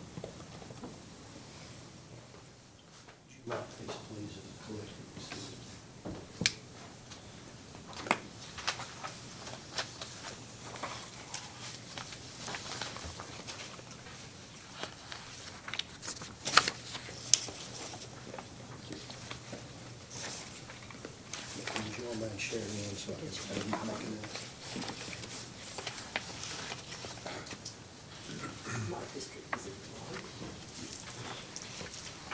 Approach the witness, Mr. Chairman. Yes, you may. Mr. Smith, I want to hand you what's been marked as Knott District Collected Exhibit Number 1. And what I'm going to do is I'm going to, with the chairman's permission, on the back, I'm just going to, in the upper right-hand corner, I'm going to mark the first photograph as 1A, the second photograph as 1B, the third photograph as 1C, and the fourth one is 1D. And ask you if you know what these photographs are and what they depict, and if you would just generally describe to the commission what they are and what happened. Okay, these are a collection of photos that I myself took at the scene of a recent rock slide on Highway 15 that impacted the road and impacted our 16-inch main transmission line. So, for the edification of the uninformed in eastern Kentucky, what is Kentucky Highway 15 and what is its importance? Well, it's a main thoroughfare that runs primarily from Hazard to Whitesburg through Knott County, and Does it bisect the Carfork Lake? it does. And where was this slide? This slide was just beyond where we actually have bored underneath the lake. And this is our, really it's the only transport zone through the lake. to get to the other side of 15, to get to Letcher County, which is a big customer of ours, to get to the other side of Knott County, which, you know, that line supplies all the water to the 582, to the Beaver areas. So How that, close is that slide to your plant? it's within 2 miles. And I don't want to belabor this, but I want you to describe for the commission what happened, when it happened, and why we're even showing these photographs to them, if you would, sir. Well, at about, I can't remember the exact time, 1:30, 2 o'clock on Thursday of this past week, general manager called me. I was in Ashland at the time and told me that we had a major issue, that we had a major rock slide on 15, that it had bursted our line. We had an extremely high leak of water at that point, that we were told by the state that it could lead into days in getting this material removed, that we could potentially not be able to serve probably 15 to 17,000 customers for an extended period of time. And, you know, we were all hands on deck trying to figure out some options to get around this if we couldn't get the material removed in time. All right, I want to ask you to look at what I've marked as Knott District's Exhibit 1A, and just briefly describe what that photo shows, please, sir. Basically, this photo shows after the rock slide has been removed. I'd like to enhance that story just a little bit more. But after the general manager was able to talk to the highway department and explain to them how important it was that we get in there to work on this water line, they were able to make some connections with a local coal company and get some huge equipment in there. Who was? The state actually contacted B&W and was able to get some huge equipment in there to move this material. Okay. And what we're looking at in this picture is the result after the material's been moved. You still have a very dangerous situation there with high walls still very unstable. And these photos were taken probably about 10 p.m. that night, as we made the decision to try to work through the night to get this water back going. So you got the call at 1:30 in the afternoon or 1:30 in the middle of the night? 1:30 in the afternoon. In the afternoon, okay. And I came back from Ashland and went to the site to assist in all I could do. And obviously, with my training, I thought I'd be a pretty good asset on watching this high wall while our people were working and trying to help with traffic control. What is Knott District Exhibit 1B depict? That's actually the 16-inch line showing where it had actually ruptured when the rocks fell on it. Looks like a pretty good size, I call it a gaping hole in the line. Was that the only fracture in the line, or only break? It was. I mean, you can see that the line is broken on past that gaping hole, so we had cut out a pretty good section of pipe. But that size of line and that size of hole, we had a massive leak, and it drained our tanks fast. All right. What is Knott District Exhibit 1C, please? 1C is actually showing cutting out the pipe and getting ready for replacing that section of pipe. And what is Knott District Exhibit 1D? That's actually buckling up the replacement pipe and the couplings. How long did this repair take? That last photo was taken about 11 p.m. that night. At midnight, they were putting stone back in place to get ready to test that. And then, with that big a line and that much loss, we had to go through a process of working through our valves to to make sure we didn't overpressurize the system and to bleed out the air. So it took us to about 4 in the morning to get everything up and going.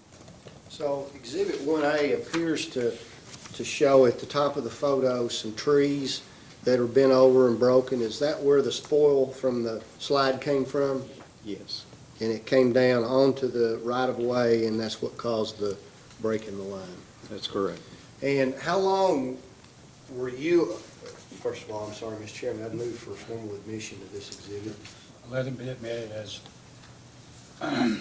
Knott County Water and Sewer Districts Exhibits 1, A, B, C, and D. Thank you, Mr. Chairman. How long did you spend on the site? How many hours did you spend on the site? I was there at least 5, maybe 6 hours. Okay. Other district commissioners participate? Said didn't include the travel time back from Ashland, but, well, all the commissioners, when I sent out the text and telling them what the situation was, what the potential was, everybody offered up any help that they could to assist, and I'm sure Ricky coordinated with the county. They ended up supplying us a light plant where we could work through the night. The disaster coordinator came over and he gave us a hand as well. So, like I said, it was all hands on deck. This was an extraordinary break in your system, wasn't it? It was.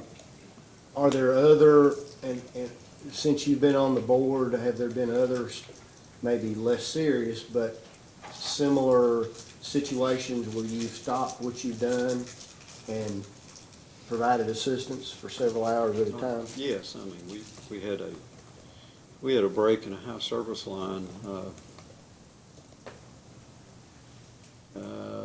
inside our plant that, again, when our plant is shut down for a period of time, obviously, and we're not producing water, the tanks start drawing down. And not only the tanks in Knott County, the tanks in Letcher County, the tanks that we supply to Perry County, the tanks we supply to Floyd County. So when we had that major rupture in that line, it displaced not only where the line came apart, but it actually did some physical movement and broke some of the pillars holding the line in place. So we had to actually physically chain the pipes in place and get in. We actually even went to Leslie County to borrow some additional piping and fittings to make sure that we got it back running in time before we lost water. Is that where Mr. L.J. Turner went? That is. We actually called LJ and borrowed some stuff off of him. I know you're a mining engineer, but does your engineering background assist the district in situations like we just saw there in Exhibit 1 and others? I have to think so, yes. I mean, we're always looking at ways to do a better job. We've had instances where we've been able to, we've had a contractor bid on laying a line, and we've looked at alternate locations, been able to obtain right-of-way and save $20,000, $30,000 a lick. We've done that 2 or 3 times. And I'd like to say that I was a proponent of that.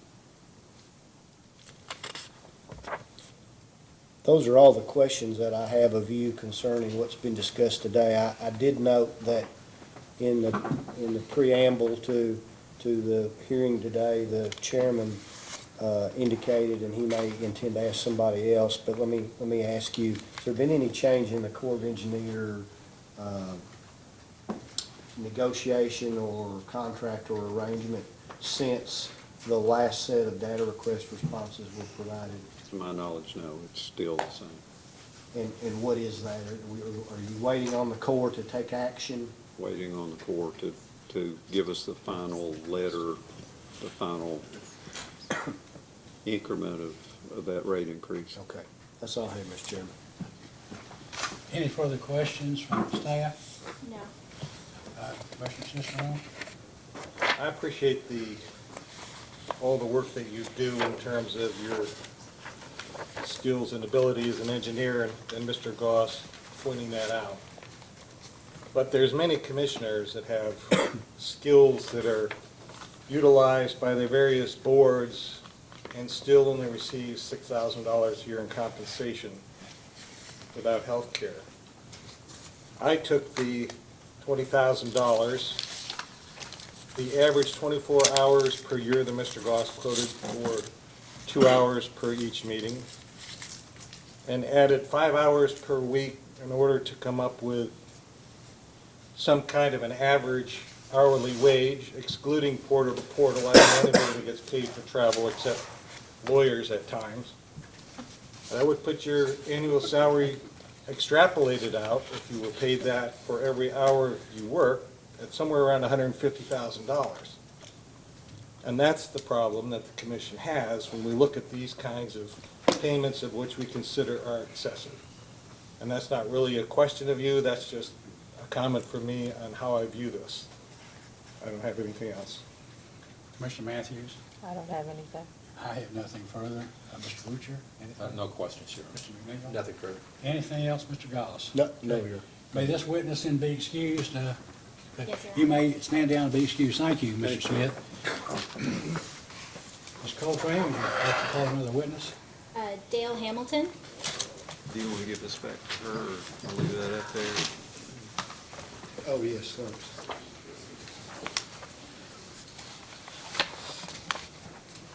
You got to steal together. Thank you. Please raise your right hand, Mr. Hamilton. Do you solemnly swear or affirm under penalty of perjury that the testimony you're about to give will be the truth, the whole truth, and nothing but the truth? I do. Please be seated.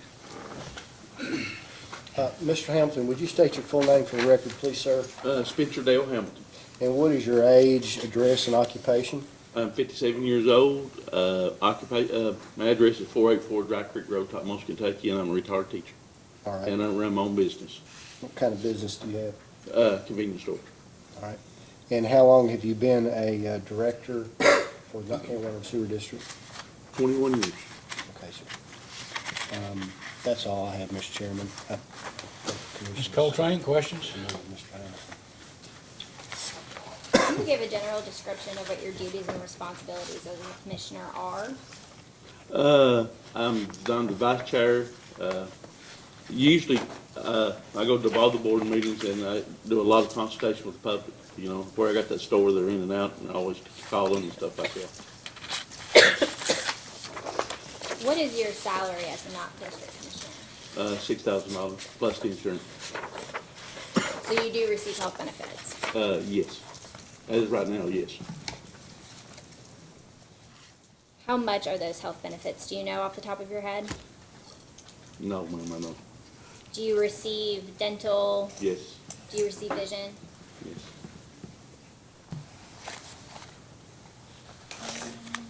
And what plan do you receive health insurance? Is it single? Is it family? Single. Were you involved in the discussions regarding the initial offer of health insurance benefits to the Board of Commissioners? Yes, ma'am. And that was in 2016, is that right? Yes, right around there, yes, at the end of 2016. Did you, were you also involved in the vote to give health insurance benefits? There was no vote. So in relation to the discussions, do you recall any specifics about how that occurred? Just from what Mr. Smith said, you know, LJ provided with the evidence, and we had that opinion, and we discussed it, you know, and our counsel I'm pretty sure our counsel was with us, and he, you know, everybody went along with it. And counsel was Mr. Tackett? Yes, ma'am. I don't have any further questions, Chairman. Mr. Cicero, questions? So just to confirm what you just said, there was no vote on a resolution to adopt health care benefits. No. There was a discussion, Yeah. but An no executive vote. session. Discussion, but no vote. Well, yeah, we all agreed to it. I mean, I thought you were talking about voting in the public. No, in the meeting, yes. Okay. so Yes, yes. You voted within the commission to Well, adopt. we discussed it, we agreed on it. We didn't have a yes, yes, yes, yes, you know. We just discussed among ourselves. Well, so how does that result in an approval if there's no vote? Well, it was like an offer, I guess you would say. I mean, it was a benefit you could have if you wanted it. But who is offering it? The district could, from the documents we had. But you're not under the county system. No, Your system is separate. right. So who made the offer? Well, when their council and David offered all the information, we all decided, I guess it was our own choice whether we wanted it or not. So the commission members brought it up for discussion at a board meeting in apparently a closed session, and you discussed whether you wanted to do that or not, but you didn't vote among yourselves on whether to. We discussed Apparently- it among ourselves, but as far as voting, I do not remember. It was about 3 years ago. Did somebody propose it did somebody propose it and then it was seconded and? No, So, in reality, there's probably nothing that's been approved by anybody from what the record shows. like I said, our council was in there and we had the documentation, the KSR statute that you could get it if, the district could offer it if you wanted it. Okay, I don't have any other questions. Commissioner Matthews? I don't have any. Mr. Hamilton, you've seen the staff, PSC staff opinion? That's the resolution, the one from Laurel County? Yeah. Yes. Yes. And that's why you decided to do it? Yes, that and LJ had information from the Yeah. PSC. Well, on the page 3 of the staff opinion, let me read it to you. When considering any extension of health insurance coverage, Laurel District, that's Laurel County Water District, commissioners should proceed with caution. KRS 74.020 subsection 3 provides, quote, "Commissioners who participate in any official action by the Water District Board of Commissioners, which results in a direct financial benefit to him, may be removed from office as provided by KRS 65.007 or 74.455. New paragraph. Extension of health insurance coverage to the members of the Laurel District's Board of Commissioners represents a direct financial benefit to each member of the board. Any vote to extend coverage to current members, therefore, will subject any commissioner voting in favor of extension subject to possible removal." And what you all did was decided among yourselves to give it to yourselves, not to give it to future appointees. Isn't that correct? You gave it to yourselves. You decided that you give yourselves these benefits. Yeah, but the future appointees to the county did. We didn't have anything to do with that. No, I'm not talking about the county. I'm talking about when you all decided in executive session to award yourself health insurance benefits, you did it so that you all could have the benefits, not somebody.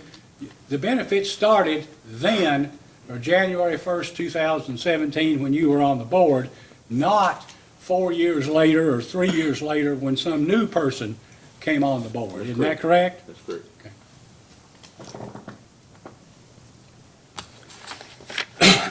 And why was it that when you all decided to do this in executive session, you didn't come out in open session and discuss it and take a formal vote on it?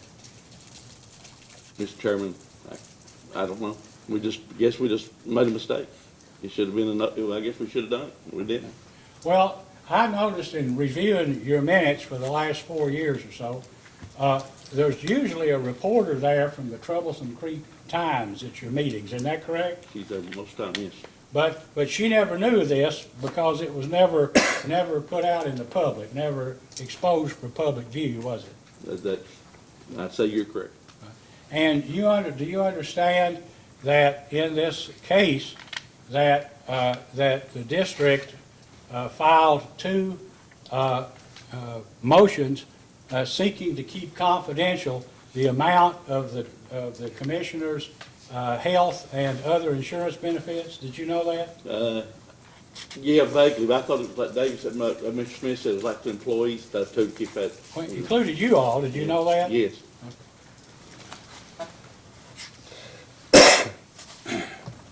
I just was looking at earlier, you were present at every meeting through 11 months of 2019. The December minutes weren't there, I guess because they Yes. haven't been approved yet.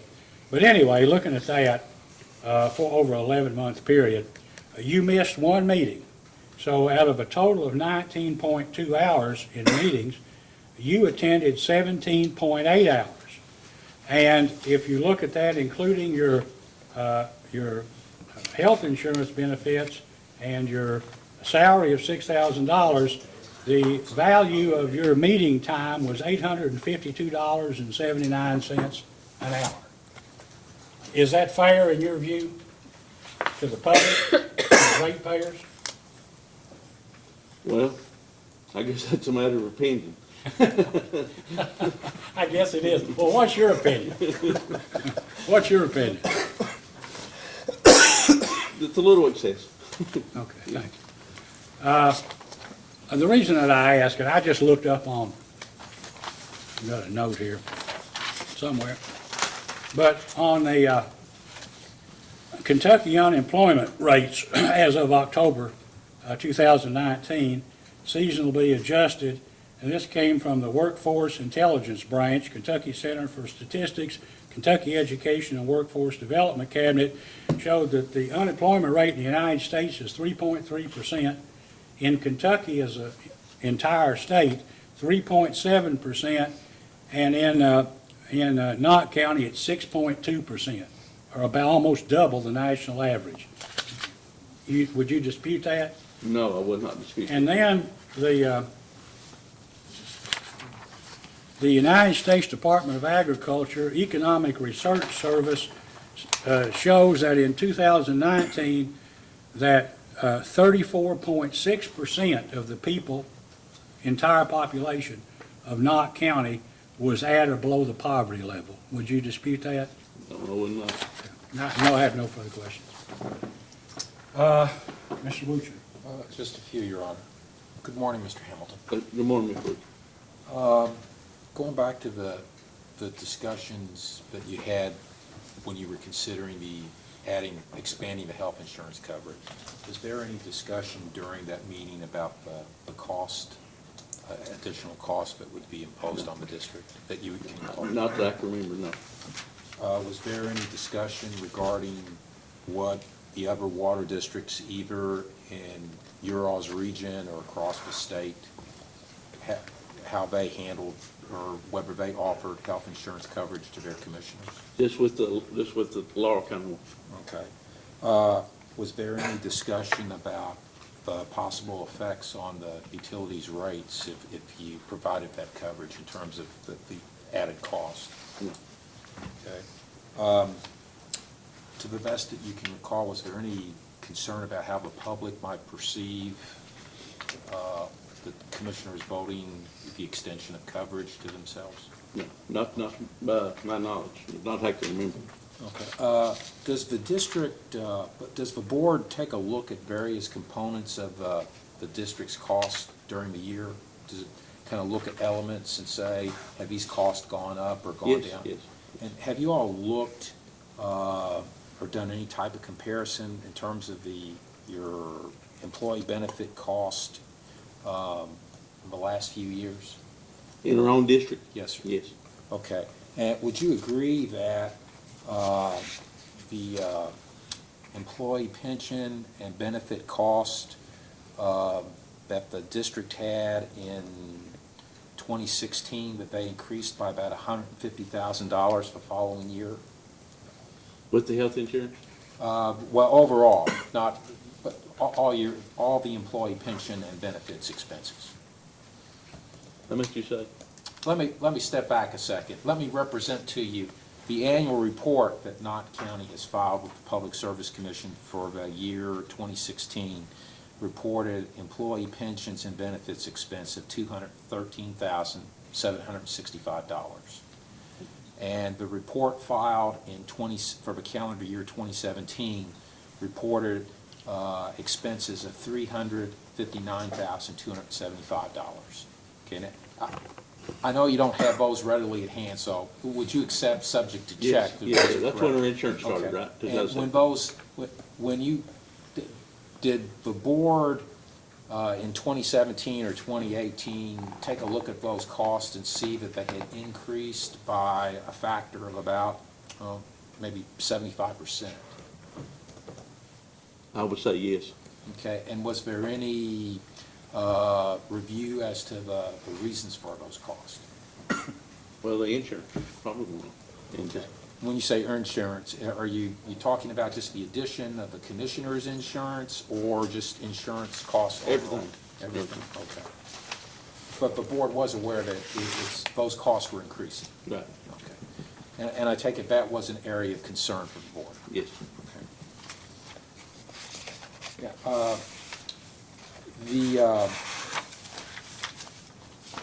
Your current health insurance provider, I guess, is the Kentucky Employees Health Insurance Plan. I guess that's actually the state plan, is that Yeah. correct?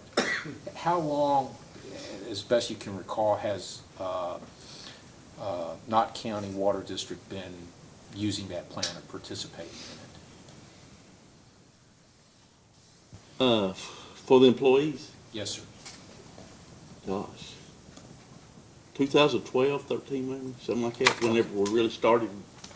Okay, so it would have been 8 or 9 years ago, at least to your recollection. I would think so, something like that. Okay, do you know, during that time, has the district gone back to look at other potential vendors? Have you all discussed that in any board meetings? No, not to my knowledge. And I can ask this to your CFO, but do you recall if the board gave instructions to the CFO to look at various plans to see if there might be other ones of similar cost or might provide additional flexibility? Whenever we do something like that, he always does it, and David always reminds him to look, make sure everything's, get the lowest rate, stuff like that. Okay, He but does that. you don't recall any bids coming in, No. the board comparing plans? No. Okay. The other question I've got for you is just the insurance waiver credit. Do you recall about what time that was actually implemented by the district? No, I do not. Okay. Do you know if it's ever been reviewed by the board in terms of whether it should be continued or modifications should be made to it? No. To the best of your knowledge, has that issue ever been discussed by the board, at least in the last few years? No. Not that I can remember, but that's Okay. not saying much. That's all I have, Your Honor. Thank you, sir. McNeil, questions? No questions. I just have one more. Are there any members of the Knott County Fiscal Court who work for the Knott County Water and Sewer District? Yes, And we have who would one that- employee, Who would that be? Avery Shrum. And Mr. Shrum is an employee of the Water and Sewer District and is also a member of the Fiscal Court, is Yes. that correct? Yes, and before, we had to get an Attorney General's opinion to make sure that was okay. And that was about 4 or 5 years ago. And their final, their decision was he could, but he could not vote on water district issues.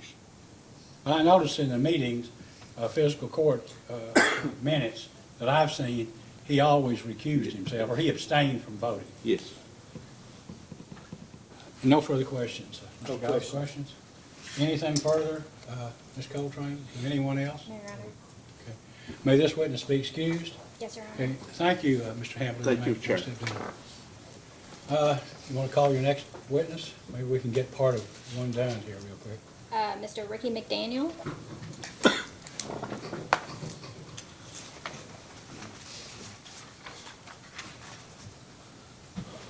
Okay, Mr. McDaniel, please raise your right hand. Do you solemnly swear or affirm that the perjury the testimony you're about to give will be the truth, the whole truth, and nothing but the truth? Please be seated. Mr. Goss? Mr. McDaniel, would you please state your full name, age, address, and occupation for the Public Service Commission? Ricky Lee McDaniel, age 47, live at 3994 Burgess Creek Road, Kentucky 41836, And what is your occupation? road supervisor for Knott County. All right, how long have you been a commissioner for Knott County Water and Sewer District? It's just since June of 19. June 2019? Yes, sir. All right. That's all I have, Mr. Chairman. I pass the witness. Ms. Coltrane, questions? What is your salary as a Knott District Commissioner? 6,000. Do you receive health benefits? Oh, ma'am. Under what KEHP plan do you receive health insurance? Is it single, family? Oh, you don't receive health benefits, is that I correct? don't, I don't I'm through sorry. there, no. Were you involved in the discussions regarding the offer of health insurance benefits to board members? No, ma'am. At the time that the May 20th resolution came before the fiscal court, were you also an employee of the fiscal court? I was employee of fiscal court, yes, ma'am. What were you employed as? Road supervisor, You were road supervisor for the for the fiscal court? Knott County Fiscal Court, Okay. yes. Were you involved in the discussions regarding that resolution with Knott District to either provide a $6,000 salary or the benefits?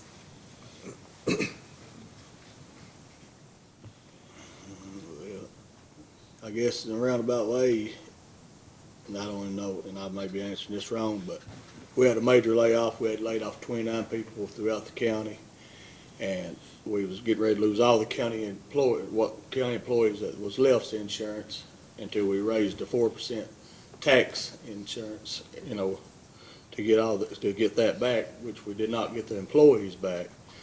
So that's pretty much what I can tell you about it. Okay. But I really can't tell you a whole lot about the water board, but I know it hit countywide. At the time that the issue of whether or not to provide this either-or situation was being discussed amongst, I guess, the county judge executive and the fiscal court, were you aware of that? I know that it was gonna be an offer. I know that it was gonna be, you was gonna get to pick one or the other. It's gonna be a throwed out offer or whatever with the people that was getting, appointed, from there out, that wouldn't grandfathered in. Okay, but you weren't involved in the drafting of the resolution? No. Or any discussion amongst the county judge executive or the fiscal court about whether or not the resolution should be executed, anything like that? You just knew Yes, ma'am. that that was a discussion that was happening? Yes, ma'am. I don't believe I have any more questions, Your Honor. Commissioner Cicero? Just confirming, you do not receive a health care credit for not receiving health care from the water district. No, sir. That's all I have. Commissioner Matthews? I don't have any questions. Are you also, I think maybe Mr. Smith suggested perhaps you were also deputy county judge? Pretty much slash yes. I mean, do you get a separate salary or anything No, as it's being all deputy same county salaries. judge executive? Yeah, I have no further questions. Mr. Butcher? Just a couple. Just wanted to, first of all, good morning, sir. More. Are you, as a county employee, are you on the Kentucky Employees Health Insurance Plan? Or does the county have a different health insurance provider? We've got county insurance just through the not fiscal court. That's what the insurance we're on. Okay, so it's not the same provider that the water district gets its insurance through? No, sir. Okay. Only other questions I've got, in the time that you've been on the board, has there been any discussion about your health insurance provider in terms of comparing or examining other potential health insurance providers? No, sir. And in terms of the waiver, insurance waiver credit, has there been any discussion regarding it? Okay. Thank you, sir. That's all I have. Mr. McNeil? Just one, Mr. McDaniel. Mr. Smith had mentioned that you sort of serve as, with your position as deputy judge executive and on the board, you sort of serve as a conduit between the two. Is that accurate? Do you keep the fiscal court apprised of whatever? No, sir. You don't pass any information at all? No, sir. Okay. Is that on purpose? You try to keep it separate? We just don't never ask. We don't discuss what goes into closed session or nothing else. No, it's just, to me, it's just water board. What about public, just basic costs, or, there was some talk of the Might be, fiscal. I mean, like the water break or something like that, he may call and, ask, how many people that gonna be out of water, when y'all think the water be back on, something like that, but not what we have in closed meetings and all. Okay, but just in general terms, if the fiscal court wants to cut costs, would they informally just ask you, is there something, maybe not in closed session, but something where you know of that, here's an area I know of the district where we can cut some costs? You don't ever discuss that? He's never, no, Okay. sir. No more questions. Thank you, Mr. Chairman, does Knott County Water and Sewer District, in your opinion, receive any benefit as a result of having county road foreman on its, as one of its commissioners? Absolutely. I covered 762 roads for the county, so I think it's real beneficiary for them, so. Can I assume, and I'm certain, I purposely don't want to lead you here, but I want to ask you if your district is the same as every other water district, most every other water district in eastern Kentucky, is most of the water main for Knott County Water and Sewer District along the right-of-way of these 762 roads that you have authority over? It covers a whole lot of them, yes. All right, that's all I have, Mr. Chairman. Anything further, Ms. Coltrane? No, Your Honor. Anyone else? May this witness be excused? Yes, Your Honor. Thank you, Mr. McDaniel. You may be excused. I say, how many, do you have 2 witnesses left, or? I was going to call Mr. Jacobs, go through the same kind of line of questioning, but I know that Actually, he's not in the room at this time. That's- Your other another witnesses matter. may take, maybe Mr. Jacobs is coming here. I don't know. Yeah, yes. You're watching it on the screen, right? I guess the council would like to call you, Mr. Jacobs. I knew I should have come. Yeah, that's the risk of always sitting in there. Do you solemnly swear or affirm under penalty of perjury the testimony you're about to give will be the truth, the whole truth, and nothing but the truth? Yes, sir. Please be seated. Thank you. Mr. Dobbs. Mr. Jacobs, would you please state your full name, age, address, and occupation for the Public Service Commission? Terry Dean Jacobs, I'm 54 years of age, private practicing attorney at this time. All right, and you a Knott County resident? That is correct. And give the commission an idea of your educational background, please, sir. I graduated from Alice Lloyd College in '88. Went to law school at Chase, completed a JD, and then went and started prosecuting, and then went on the bench. Were you a county prosecutor or state prosecutor? I mean, were you county attorney or Commonwealth? County attorney? attorney, County attorney. And then you went on the bench in what capacity? as district judge. And for what counties? By election, not in Goffin. However, I took on the role of a lot of special judge cases. Did Pike for a year when a judge had an issue. I did Morgan for a year. I did Letcher County every month. God bless you. I was very active as a judge. I was a young man, and it was a good education, so I didn't mind doing it. All right. And when did you leave the bench and assume private practice? I decided not to run back in 2002. I did not seek reelection. You've been in private law practice ever since? That's correct. Give the commission an idea of some of the committees, foundations, boards both for-profit and nonprofit, that you might have served on during your career? Well, I'll try to remember some of them. I did of course, Alsoid College Board of Directors. For a short time, I was on the Hazard ARH Advisory, and that got to be too taxing. I was putting too much time in. I was actually spending time in the hospital reviewing the process of the emergency room and the staff, and it became really burdensome, so I quit that. I served on the Governor's Commission to revamp the district or the domestic violence laws, and I also served on the Governor's Commission to address, although we weren't quite as successful as we were with the domestic violence laws, but with the criminal justice reform. That proved to be a difficult task. Member of the Retired District Judges Association, or actually it's the Retired Judges Association. Served as Master Commissioner. I'm sure there's others, but I couldn't recall right now. And how long have you been a commissioner, not County Water and Sewer District Board? I'm finishing my 4-year term this year. All right. And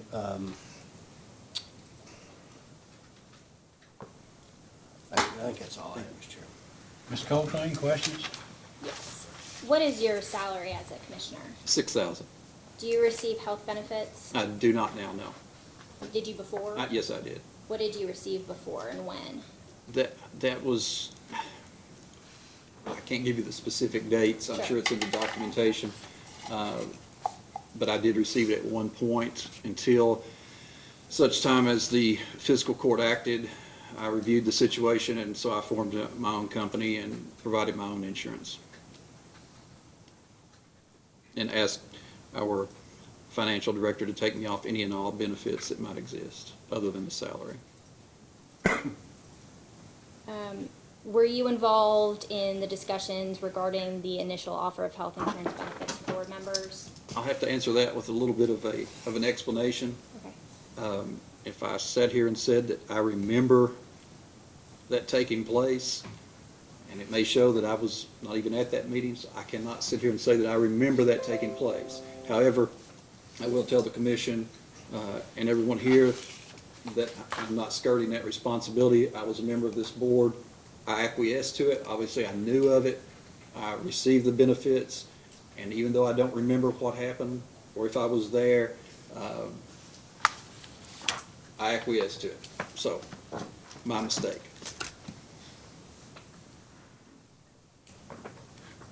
No further questions, Your Honor. Mr. Cicero, questions? Just one question. Your term expired in January of this year? No, I think it's in April. April. Okay, so you don't know if you've been reappointed or not? No, I do not. I've not had any discussion with the judge as to that aspect. So I guess the reason why your health care benefits don't show beyond January of 2020 is because you made the statement that you asked that all benefits for yourself be stopped? That's correct. I don't have any other questions. Mr. Matthews? I don't have any questions. I have no questions. Mr. Butcher? Just a couple. In your time on the board, do you recall any discussion regarding the employee health insurance waiver credit? Unfortunately, I do not. I'm not saying that I didn't engage in such conversation. I don't recall it, though. The other question I have is regarding the district's health insurance provider. Do you recall any discussion where potential alternatives to the existing health care provider were discussed? I do recall speaking with LJ when he was there, and it was certainly during a meeting, but it was a question that I asked just as a routine matter, because we're always concerned about that aspect of things. And so that would have been, Mr. Turner left in about the fall of 2017? Yes. And that was the only instance that you can recall? Well, specifically in my mind, I remember talking to LJ about it, but it would be something that would be in my mind in a regular course of discussion. What can we do to cut these annual costs? And do you know if there was any follow-up? I don't recall. Thank you. That's all I have. Mr. McNair? I don't have any questions, Mr. Chairman. Mr. Goss? What is your opinion about generally the way that the district is run and the, I guess, the attributes, if any, that the board brings to the governance of Knott County Water and Sewer District? Well, I'm very proud of the board that we have put together, and I've learned so much. When I started in 16, I guess, even though I've had experience in all aspects of the law and business, this was completely new to me.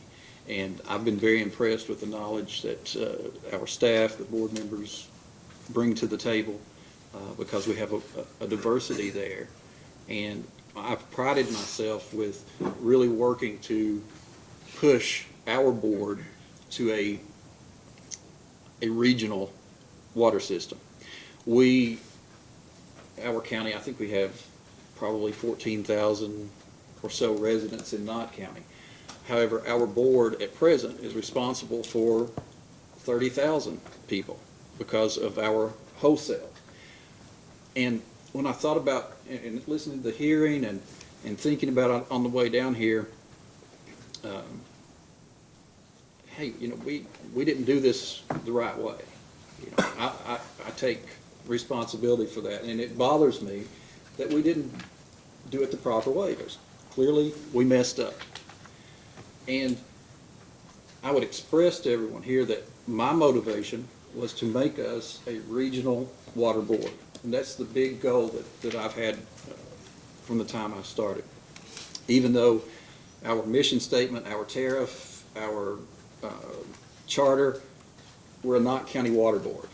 And so I was thinking, this is, if I recall, it's broadcast live to the people of Knott County.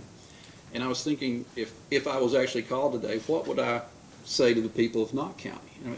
Well, first of all, I say, who do I owe an apology to because we didn't do this the way it should have been done? Obviously, if you ask me in the future, how would we handle this, I could give you a completely different example of how this would go about.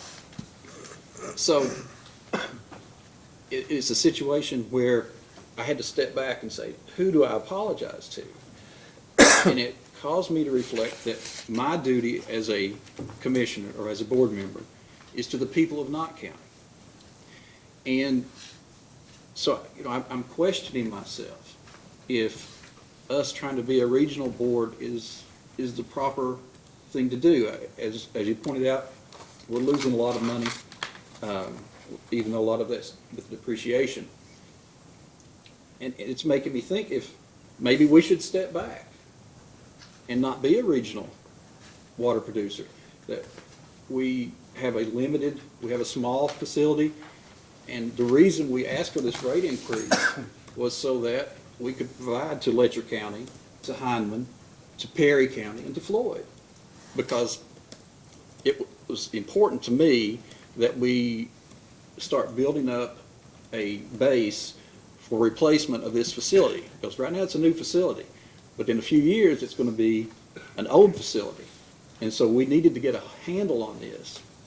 And we needed to increase the money that we have to replace the system for deferred maintenance and to take care of the core, because by increasing our water flow to Letcher, Perry, Floyd, and Hindman, it's putting additional cost and manpower on us. So, and I'm looking for some direction from the PSC when I say, maybe we were wrong, maybe my vision was wrong, that by trying to push out and be a bigger operation than we were capable of, maybe that's a problem. And any motivation that I had to acquiesce to benefits for board members was to get quality members on that board when I'm gone, because we want people there that will get out and work and outside of and really push. And I've tried to do that. I was able to get a $150,000 donation from Alice Lloyd College to help with our sewer system. I'm always working. And You're on the board there? well, I'm their attorney now. Okay. All right. So, to wrap it up, I apologize to the people of Knott County that we didn't do this properly. And I also apologize to them that maybe we should step back and say, when I took an oath for a board member, that my duty is to the people of Knott County. It's not to the people of Letcher County, it's not to the city of Hindman, it's not to the people of Floyd County, it's not to the people of Perry County. And by us trying to become this big regional board, it's caused us nothing but problems. We've had lawsuits. We're brought down here in front of the commission because we messed up, and it's on us. But I was focusing on the big picture, not the little picture. And so, we're really operating outside of our charter and our mission statement by trying to be a regional water board without the actual power to be a regional water board. And so maybe it's a disservice to Knott County that we're doing this. Did you feel that at the time that this was all discussed and went down in 2016, there was any sort of evil intent on the part of the Knott County Water and Sewer District Board or Commissioners to pull the wool over somebody's eyes? Absolutely not. I have a law degree, and I would not jeopardize that for a health insurance policy, I assure you. That's all I had, Mr. Chairman. Anything further? Can I ask one more question? Yes. You had mentioned that at the time of the 2019 resolution coming down, the either-or resolution, you made the decision at that point to stop receiving benefits. Is that correct? With a clarification. Okay. I made the decision. It took me a short time to form a company to obtain my own insurance. So it wasn't immediate. I knew it was coming. It was common knowledge that the fiscal court was going to work in that direction. So I immediately began working on forming a company to have my health insurance, correct. Okay. But without the voluntary, you voluntarily giving it up with respect to the resolution, would you today still receive both, a salary and the benefits? Well, that's a good question. If the issue had not been pointed out to me, probably so. Okay. But once I became aware of the issue, then I said, I'm out. Okay. Thank you, Your Honor. No further questions. Commissioner Cicero? You've referenced establishing a regional water board. Are there any references to a regional water board being established in the minutes of Knott County? Well, no, and I don't think it would do any good to have them in the local minutes. That would take a state action. My reference to a regional water board was that I felt my duty was to the people of Kentucky, not necessarily just the people of Knott County where we have our tariff. So that's why we've pushed for this, to get as many wholesale customers as we possibly could. But in my belief, I want to help all of Eastern Kentucky. But again, that's not what I raised my hand and swore to do. I raised my hand and swore to take care of Knott County. And I'm just wondering, I'm second guessing myself as to what we should be doing in Knott County. Aren't you helping the people of Knott County by spreading your fixed cost over a larger volume? Well, that was the hope. But, we've spent a ton of money on attorneys. We've had lawsuits. At some point, it becomes counterproductive. We also are looking at the Corps doubling our $85,000 rate because we're producing more water. And all this would have been great, but we really got no cooperation from our wholesalers. Why is it taking so long for an agreement to be reached with the Corps of Engineers to establish a new contract? But for some reason, and it's just like dealing with our wholesalers, we don't have a written contract with Letcher County. We don't have a written contract with Hindman. We have a written contract either with Floyd or Perry that is about to expire, but we don't have one with the other because no one will sign a contract for us. And with dealing with the federal government, they just seem to lock down. Everything's slow. And to tell you why, I don't know. I have reached out through the Republican Party to try to get something done, but it's not coming together. And again, it frustrates me because we're trying to help Eastern Kentucky, and it doesn't feel like the federal government's trying to help us back. So being an attorney and understanding how contracts work, you've been unable to convince your wholesale customers to sign an agreement. And we have tried. Now, I don't engage in the direct negotiation. And in fact, I've taken the position that if they don't want to sign and they still want to buy, then we're not under an obligation to them. So who is it that is responsible for negotiating the contract? I would assume, at this point, our attorney is involved in that, along with our, Jared. Do they provide updates to you on the progress of negotiation? Absolutely. And so when's the last update that was provided? Probably at the last meeting. It seems like at every meeting, that issue comes up because we always have a plethora of legal issues to discuss about contracts not being signed, about how we're operating without any guarantee that these wholesale customers are going to take the product that we provide. So given that there's no negotiated rate, you could increase the price to almost whatever you wanted to. Absolutely. Have you tried to do that? No, we discussed that, and it was actually my recommendation that we just raise the rate and we not go through this process of asking the PSC for a change in the tariff, because ours is presently at $4.50, as I understand. So we could have raised it and have a take it or leave it, and I'm still more than happy to do that. Well, I'm not going to tell you how to run that portion of your business, but it seems to me if you don't have contracts in place, that you should try some other approach, especially if it's gone on for as long as it's gone on. I appreciate that very much. We are on the same page.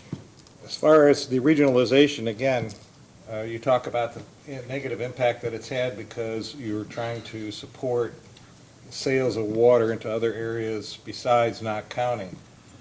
There hasn't been a rate increase since 2002. You've been on the board since 2016. Correct. Losses in the last 3 years are $1 million or more. Depreciation's not being covered. From what I understand, you got a $300,000 depreciation reserve. Most of the loss that you have is associated with depreciation, which means that at some point in time, this board has not looked at the fact that you're not recovering the depreciation, you're not planning ahead, and it doesn't matter whether you're a regional supplier of water or not.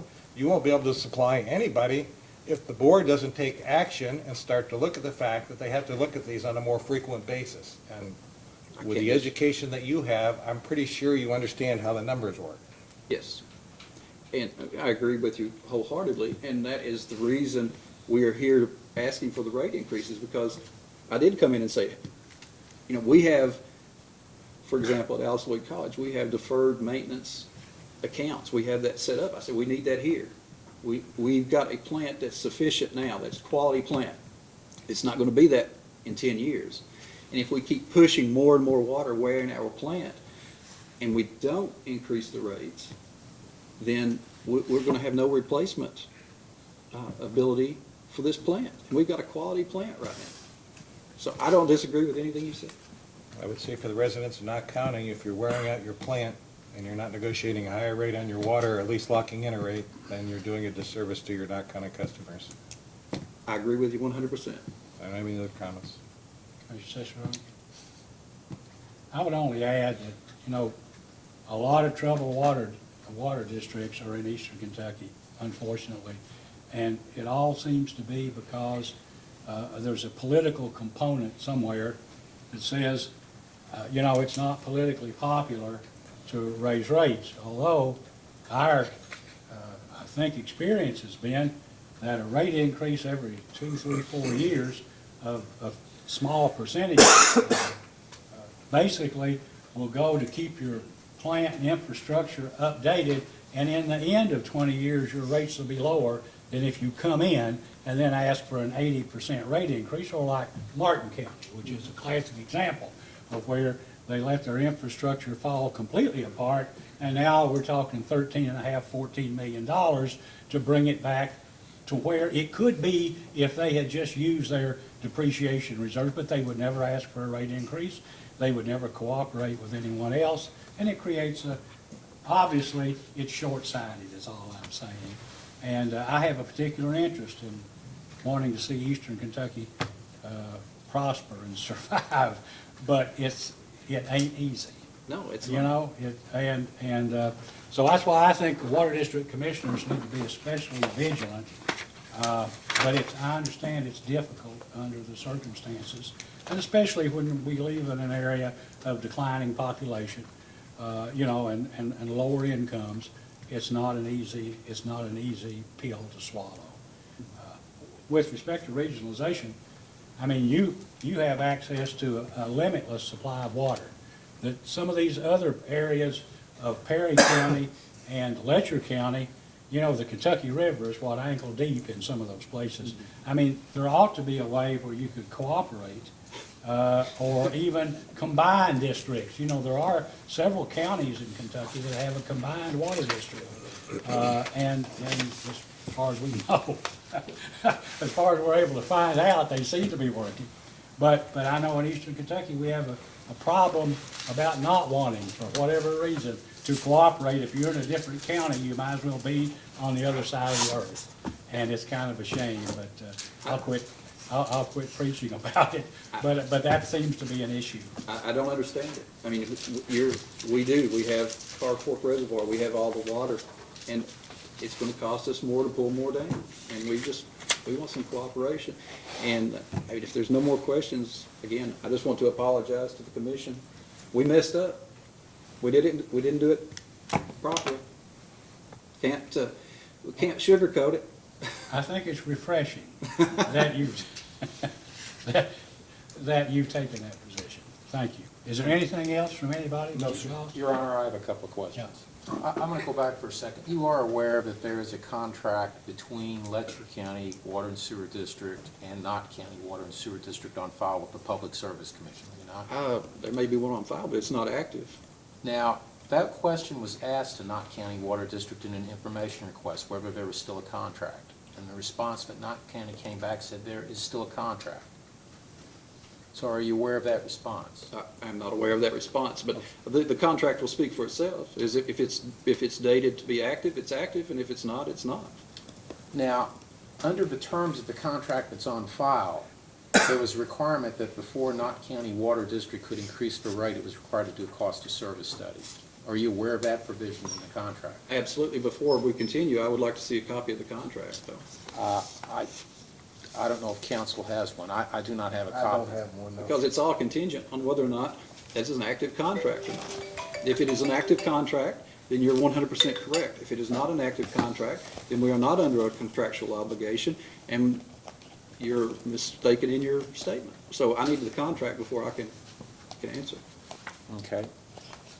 Well, let's go back to, you stated that the district had essentially said it wanted to raise its rates. Did not the district go ahead and essentially present that, I won't call it a request, but I will refer to it as a request, that request to Letcher County Water and Sewer District I think you're earlier correct. in the late part of last year? I think Not that- last year, I'm sorry, 2018. I don't disagree with that. Okay.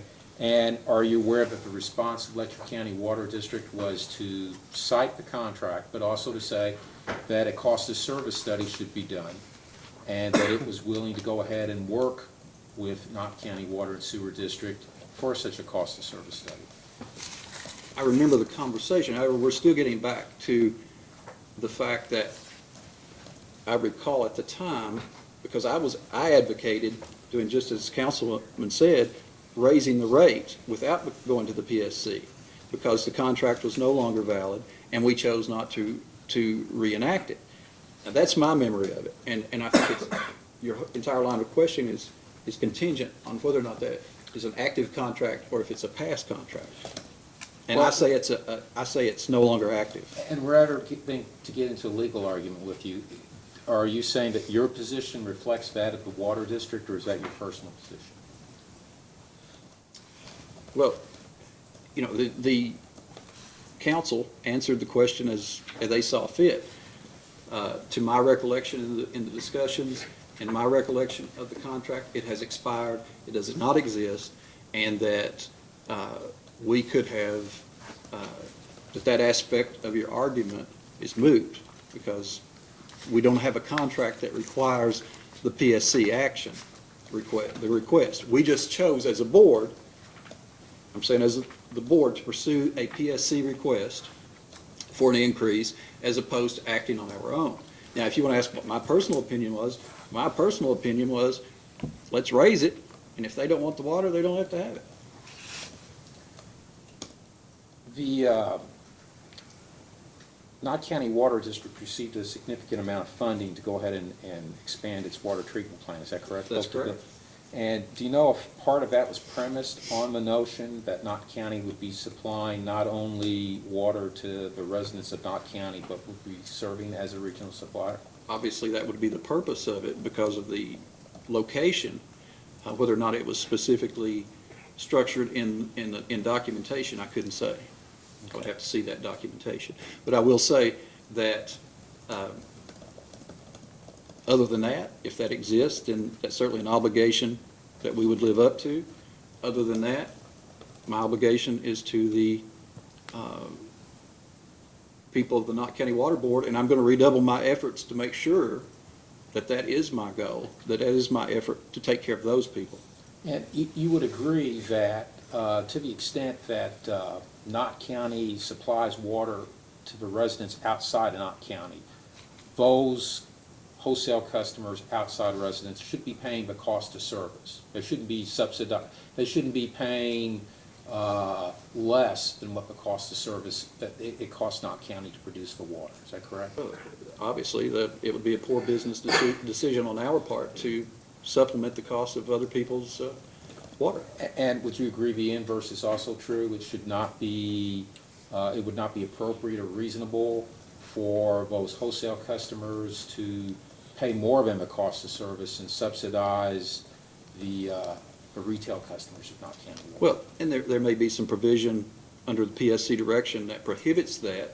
However, if not, then it would be a what the market will bear situation. And if they don't have water and they need water, and we provide them with water within the tariff amount, then certainly it's proper.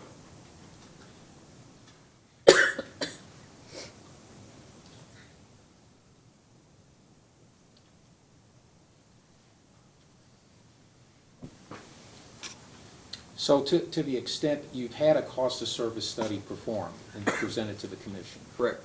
And so to the extent that the commission looks at that and makes its final decision and allocates the cost based on the cost of service, I'm trying to figure out where exactly then is your concern if those outside customers, those wholesale customers are paying the cost of service? Well, my primary concern would be that the commission grant an increase and that it does not take into account the increased cost by the Corps. Then are we subsidizing the wholesalers? And if that's the case, then we can't enter into a contract. And I take it you're mentioning the core, the potential liability there of the increased cost. Is there anything that would prohibit then Knott County from coming back to the commission to go ahead and reflect it, to add that cost? Yeah, that is certainly a potential. And have you heard anything from your wholesale customers saying that they oppose the pass-through of any cost that the commission finds that to be reasonable?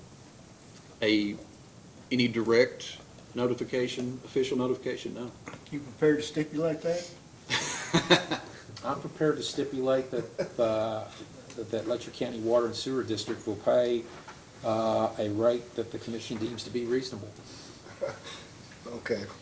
But I think we, I think you're under that obligation anyway. I believe, well, as the district, Knott County Water District is to charge the filed rate that the commission deems to be reasonable. If But we decide to contract at all, yes. And I guess those other questions will defer to another day, but I appreciate your response. Thank you, sir. I have no further questions. Mr. McNeil? I don't have any questions. Mr. Goff, No, sir. anything else? All I can say is that I have some limited experience dealing with the Corps of Engineers, and good luck. It may take years before you ever get anything. Well, we're gonna be paying them $165,000 a year to draw water down. Anything further? May this witness be excused? Yes, Your Honor. Okay.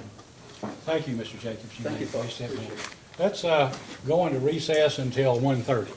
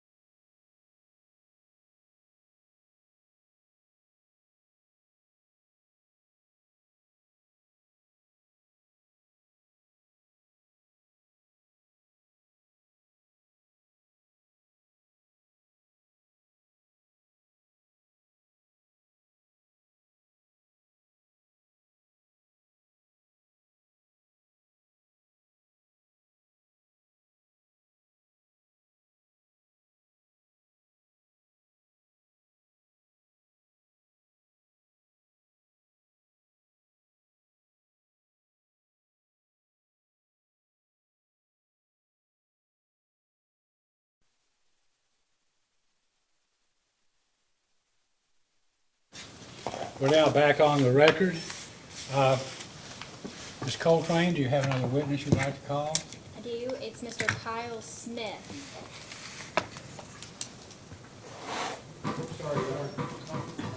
Well, we were going to start without you. I'm going to set Mr. Jacobs. We thought Mr. Smith looked like a worthy counselor.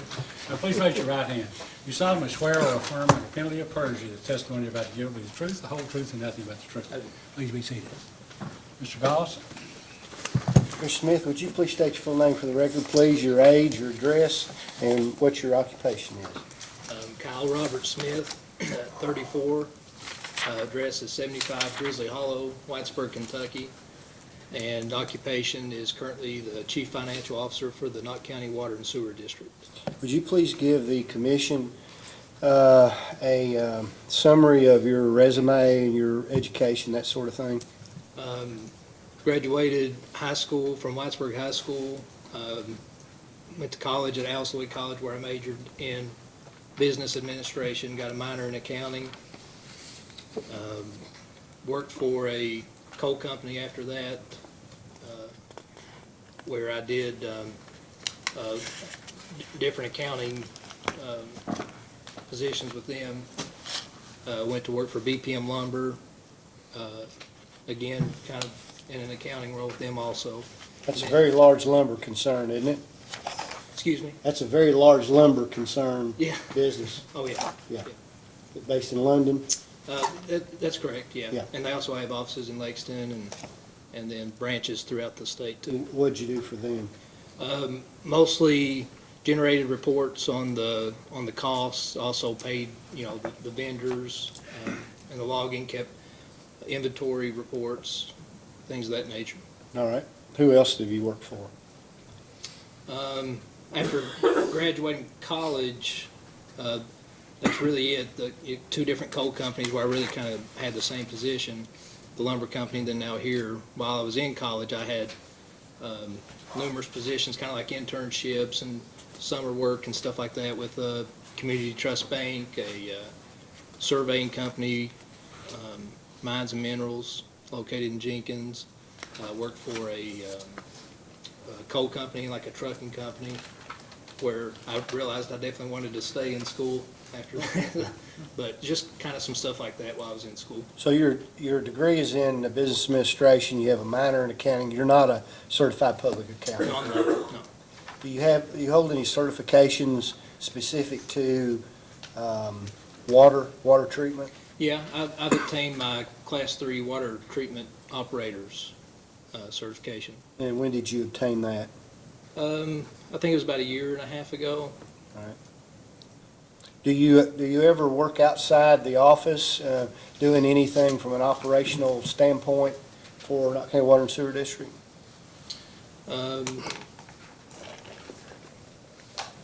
No, not that I can. Well, I mean, do you act as a water treatment operator Oh, no, routinely? no, All right. no. But you continue to maintain that certification? Yeah, that was, I just kind of seeked that as a contingent, if there was ever a need, like if our operators had an emergency or something, we would kind of have another certified person in the office until one of our other operators could get there, or just kind of a fill-in an emergency basis. All right. Describe any organizations or community service endeavors that you engage in currently. I'm co-chair on our local Mountain Heritage Festival Committee, like the county-wide festival committee. I was recently on the Letcher County Tourism Commission for several years until just last year. Multiple youth sports leagues, I've done mostly with my kids, but even before I had kids, I'd done that some, so. All right. Thank you. Pass the witness, Mr. Chairman. Ms. Coltrane, questions? How long have you been the CFO for Knott District? 5 years.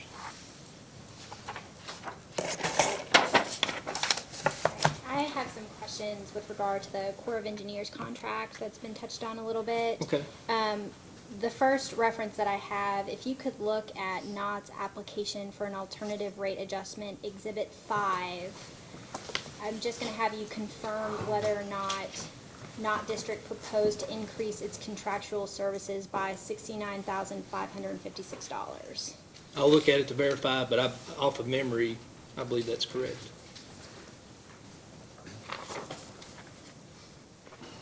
Yeah, first witness. Mr. Chairman. Yes, ma'am.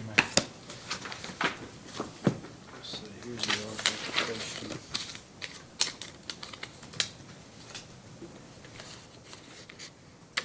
Not sure what you did, she's talking about 5, did she say? Yeah. Exhibit 5, yes. See if that's it. And then under operating expenses, there is one that's listed as contractual services. Yeah. With the adjustment proposed as $69,556. Yes. Okay. Is it true that this adjustment was proposed by Knott District in anticipation of an increased payment to the Corps of Engineers to withdraw an additional 2 million gallons of water from Carter Lake? That's correct. Is that contract still pending before the Corps of Engineers? It is. We feel, and we've been told that it's imminent. It's really a formality and a waiting game right now. We've actually been waiting for probably going on a couple years, actually. Gives a whole new meaning to imminent, doesn't it? Government imminent versus, it's a loose definition. My next couple of questions, could you please refer to the December 4th, 2019 comments made by Knott District to the staff report?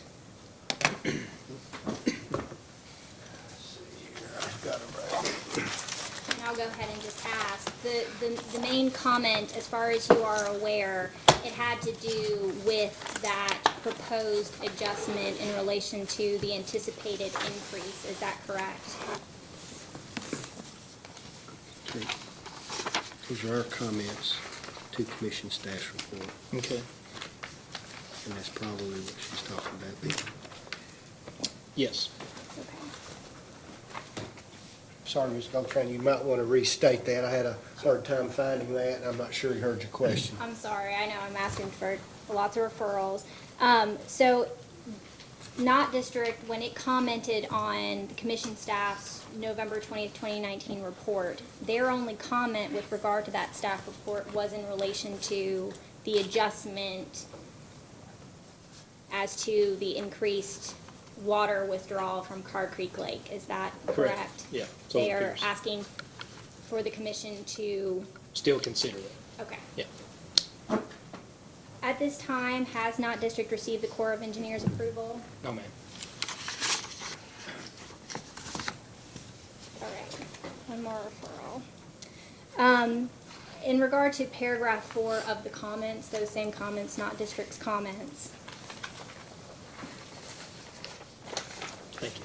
and this has to do with the statement that believes the approval of the new contract is imminent. Yeah. Do you have any further information with regard to the contract from the Corps of Engineers? We followed up with Mr. Meffert after your staff came, and we originally discussed it to see if he could provide us with any additional information or progress that they made, and he really didn't have anything further than what he had offered us before, that, they felt that it was a formality, and that it would happen, but they were just kind of waiting for all the proper signatures and for it to go through all the appropriate people, I suppose. When was the last time you spoke to Mr. Meffert?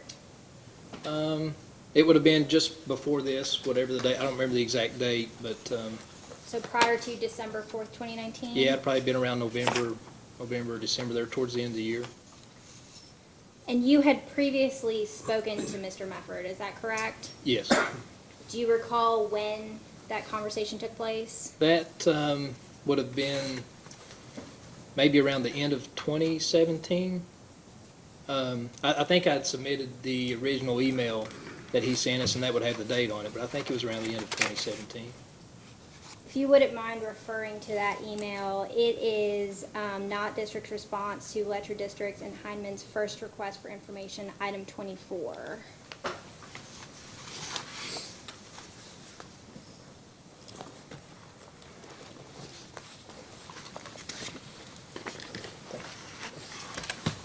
Make sure that's it, I'm gonna stand here.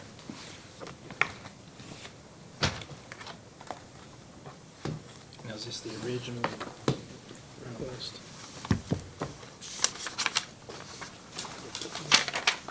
Okay. Yeah, okay, I see it. To confirm, Mr. Mefford is the regional economist for the Louisville District of the Corps of Engineers, is that correct? That's my understanding.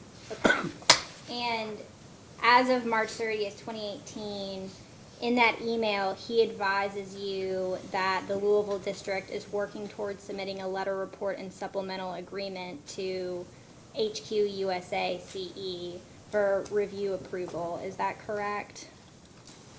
Yes. Besides your conversation with Mr. Meffert recently in 2019 and this March 30th, 2018 email, has anyone else corresponded with him about the pending approval? Not to my knowledge, no. Have you corresponded with the headquarters of the USA Corps of Engineers in relationship not. to this? And it's true that the current contract that Knott District has with the Corps of Engineers allows it to only withdraw 2 million gallons. Is that correct? The actual paper contract, I think in this email, they kind of gave us the green light if needed, to be able to withdraw an additional amount, while we were kind of in limbo between contracts, because they knew the need was there. At how much, though? Up to the $4 million that we were requesting. At how much money, though? At none. Same rate? Until the contract, until the new contract's in place, yes, it's at the same rate. Has Knott District, as far as you know, been assessed any penalties or fines by the Corps of Engineers for exceeding the withdrawal limit? Not to my knowledge, no. Now, I apologize, once more, refer back to paragraph 4 of Knott District's comments. Okay. And you should see a statement that says, "The future payment is expected to be double from what it has been in the past. Unfortunately, the Corps of Engineers cannot provide a precise dollar number as to the increased rate because it is computed on operation and maintenance fees incurred by the Corps of Engineers, which fluctuates every year." Do you see that? Yes, ma'am. Okay. As to the statement that future payment is expected to double, what is that statement based on? I think we used an average. We took a sample of a few years and then just doubled what that average was. And at this time, I'm assuming that the Corps of Engineers has not given you a precise dollar amount as to what to anticipate. No, and it'll always be a fluctuating number because it's based off of their O&M expenses, and it's always estimated for the year to come. And then so when you get your next year's bill, they make an adjustment for what it actually was, and then they also apply what their new estimated expenses will be for the next year. Right. Now I'm going to move on to, I have a couple of questions with regard to the health insurance credit that I believe Knott County's employees receive. If you could refer to Knott District's response to Letcher District's and Hyman's first request for information, item 13.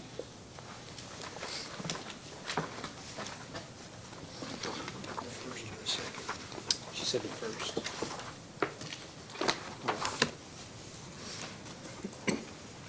Okay. Under that first bullet point, Knott District makes the following statement. If employees have proof of coverage, then they are given the option to receive an insurance credit equivalent to the cost of an employee-only plan. Is that correct? Yes, ma'am. So just to confirm, the value of the health insurance credit is equivalent to the annual premium for an employee-only plan. That's correct. The lowest plan option. What is required, what is the proof that is required to show coverage? Like their insurance card, or just, that they have coverage through a spouse or elsewhere. And just to confirm, is the health insurance credit also available to commissioners? No, ma'am. If you keep looking at those responses, now turn to item 14. And looking at item 14, do you agree that there are 3 employees shown to have received an insurance credit of $8,193.60 in the year of 2018? Yes. Can you give us more information about how that $8,193.60 was calculated? Yeah, it's the amount of the lowest employee-only plan that's available, the monthly premium for that plan. We times it by the 12 months, and then since we're on a weekly payroll, divide that number down to 52, and that is assessed on, it's a separate line item on the pay stub. That's put on their paycheck, but that's what the total comes to. And how is that dispensed to employees? Is it cash? Does it go in, is it credit that goes into a health savings account? No, How it is- goes directly onto their paycheck, and it is taxed. But like I said, it shows up as a separate line item, separate from their regular hours worked.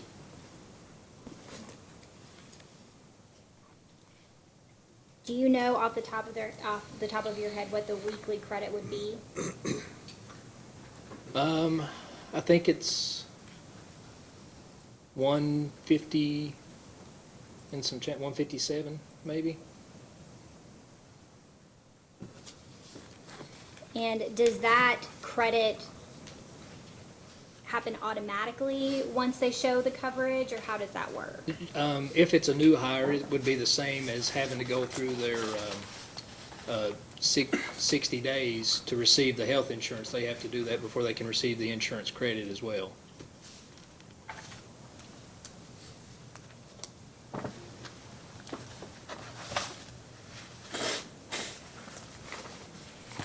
And you've already stated that the commissioners do not receive the health insurance credit. So with regard to the information that has recently been provided of commissioners' benefits, if a commissioner is shown to not be receiving health insurance, that is because of, as of, I guess, 2019, 2020, if they are shown to not have be receiving health insurance, is that because of the May 2019 resolution, or is that for some other reason?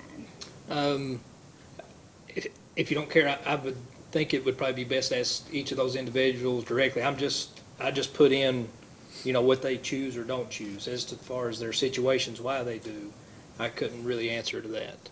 I wouldn't feel comfortable answering to that. Okay, I have no further questions. Commissioner Cicero? So how many years did you work at the lumber company? I want to say probably around 3 years. And what was your title there? I think it was the timber accountant or something like that, And then from there, you went to, the water district. and you went from temporary accountant to the chief financial officer? That's right. And you do not have a CPA, is that correct? That's correct. Are your responsibilities inclusive of contract negotiation? No, would you care to elaborate? The water contract, the service provider contracts, such as the insurance premiums, those kinds of things? I can provide information, that they need to assist in that discussion, but I'm not, Well, let's look at the water contract then. You're not negotiating it. Is the lawyer negotiating it? yes. So how often do you meet, how often have you met with a lawyer to discuss the water service contract? And just to make sure we're talking about the same thing, you're talking about with our wholesale customers? I'm talking about the Army Corps of Engineers. Oh, I'm sorry. Okay. Then we'll get to the water service contract. Okay. I am the one, myself and the general manager, Mr. Salmons, that have spoke with the representatives for the Corps contract. But the last time you spoke to him was November of last year, and prior to that, it wasn't in, except for an email that went all the way back into 18. That's right. So that's not very active in pursuing it, wouldn't you say? I do believe that Randall Tackett, our attorney, had reached out to him as well, but no, we might could have been more aggressive.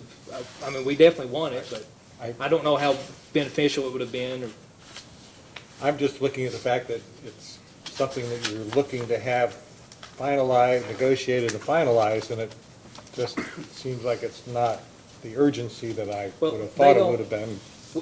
I think, and even prior to me being there, we've had to go through the Corps for contracts before, and we do know the history there,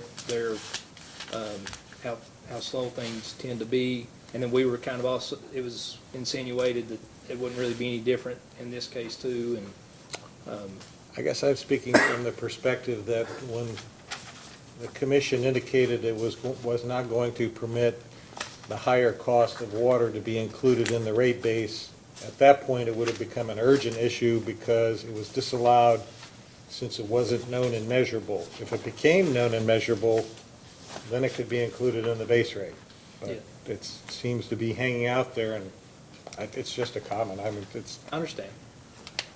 who does the wholesale negotiating for the contracts that Mr. Wucher and your Mr. Jacobs. Jacobs were speaking to? Our attorney, Randall Tackett. And so how often does he provide an update on what? Monthly at the meetings, it would be discussed, and then sometimes, if, it's necessary, if there's anything, possibly emails, I can't recall any specific ones, but I'm sure if it was necessary, he would have done that or called for a special meeting. Okay, then let's switch gears to insurance providers. Who contacts them for these 4 plans that they are offered to the employees? I'm the one that processes the payments. I mean, I don't really contact them outside of if an employee had a question or issue with their plan, but Well, who determines what plans are offered? before I was employed, we were already, had a contract with the Kentucky Employee Health Plan, and since I've been there, we have sought quotes for other insurance plans and stuff to try to be diligent of our expenses and making sure, that there's not better options. And, we've chose to continue with the Kentucky Employee Health Plan. And that's you that sends out the request for proposal and evaluates whatever is, It was a joint effort, I guess you could say, with myself and then the previous general manager, L.J. Turner. We've not since done that since Jared Salmons has been here. so it's your evaluation, and the Kentucky group offering is for 4 plans? Yes, And those are all offered by them? that's correct. How long has the amount been $8,139 for the credit? Basically, since I've been there in 15, each year, those premiums, they've really not changed a whole lot. They've done more on the deductible side than they have actually raising the premium. So it's probably within a few pennies. It's probably been close to that since I've been there. It's pretty good if you aren't experiencing healthcare inflation. That's usually more than everything else in the economy. Well, like I said, some of the plans have went up, but it seems like a lot of their plans, they're reducing some of the benefits to compensate the additional expense instead of increasing the premiums. But this is the credit that's calculated on the lowest plan offered at the employee-only rate. Yes.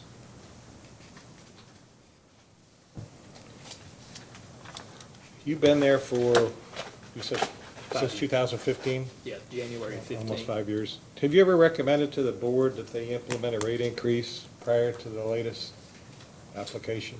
We've discussed it previously, and I think there were probably different factors that we've waited till now to actually follow through with it.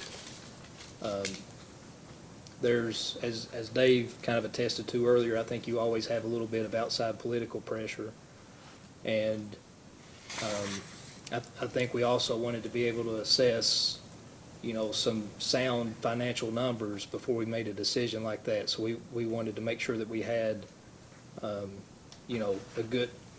decent amount of data to go off of. So you realize you haven't been in for a rate increase since 2002, right? Yes. And that you've been losing at the rate of almost $1 million a year. Well, again, not operationally, we've been in the black operationally, but You mean on from a the. cash flow basis? Correct, yes. Your annual depreciation is how much per year? I know that because we have been able to acquire new projects that's put new infrastructure into our system over the last few years, it has increased each year. I think we may be around 1.2 or 1.3. And your losses have been about $1 million. Yeah. So basically, your depreciation is all going towards operations. Yes. So as the chief financial officer, isn't it your responsibility to say, board, you've got a situation here where you're using your depreciation to run operating and maintenance, you haven't had a rate increase since 2002. Why are you not applying Yeah, for? and I feel that I have filled that role. And again, I know ideally we would have been here sooner. And then again, I came in January 15, and it took me a little while to even, PSC and the rate process and all that was new to me. But I think I even kind of started generating reports to where we would show kind of how much depreciation we were able to capture, where we were currently at, and we saw that continually trending to go down. So, and then again, I think that, they weren't always getting the financial information necessary to make a decision like that. So then again, we wanted to have a few years of sound data, financial data, before we move forward with something like that. So we've kind of been talking about moving forward with it, I think, for the last couple of years now, which is, it's just taken us a while to get here. Do you know how much is in the reserve? I think Mr. Smith indicated 300,000. Is that about right? So we've got a debt service account of 39,000 and some change in there, I believe. And then we have a CD for $300,000 that we could, it can be like an emergency fund or It's whatever, but that's Yeah, right. basically what your reserves are. Sure. For whatever catastrophic or planned capital expenditure you have. And that's what it's used for, right? Yes. Catastrophic or capital, it's not, you don't, That's right. We've never had to pull from it for any operational expenses. do you prepare the capital budget? No. Who would? So we don't currently have a capital budget. I know, I do know we need to, and that's something we've discussed. Jared and I, when we were going through this process, we were both adamant that, once on the other side of this, we want to involve an engineer that can evaluate our whole system. We have some short-term ideas of what we know we need to look at kind of imminently or immediately. But as far as a well-thought-out and evaluated long-term plan, that's certainly something that we're going to incorporate going forward. And as I said, we wouldn't want to go through this if we, weren't good stewards of the ratepayers' money by doing that. How often do you meet with the board? Monthly. And you do a presentation? Yes, I provide financial reports and speak to those.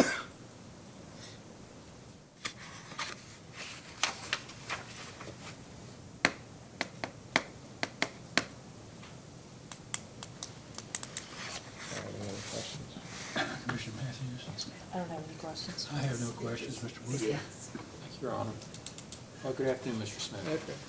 I have just have a few questions regarding employee benefits, and primarily I'm just trying to figure out exactly what was expended on health insurance.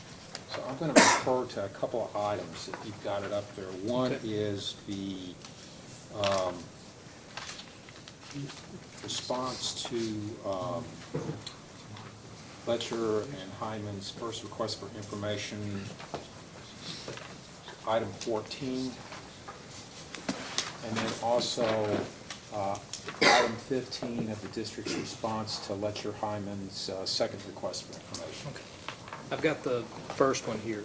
Okay, and the second one, I think you all had submitted a revised copy after the commission's order came out. Show me what you're talking about, Jimmy, if you don't mind. This is number 15. That was actually given, so let's just have the names of the total premium and monthly contribution. Okay. I'm a little bit handicapped because I'm remembering off file, believe it or not. Can I have this just 1 second? I'll get it right back to you. Okay.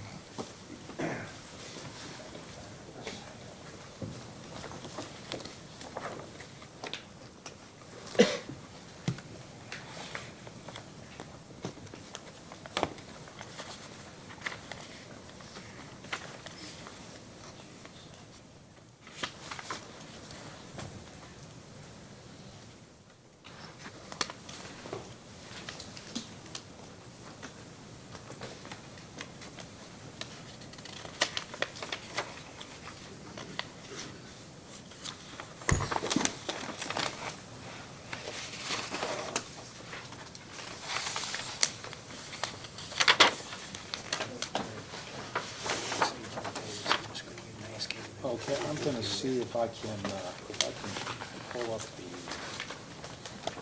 copy on 15. I don't have the names, but if you want to give me that for right now, I will try to go through it. I don't think I need the names. Okay, thank you, And Jimmy. if I do, I'll just approach the witness. Okay, that'd be good.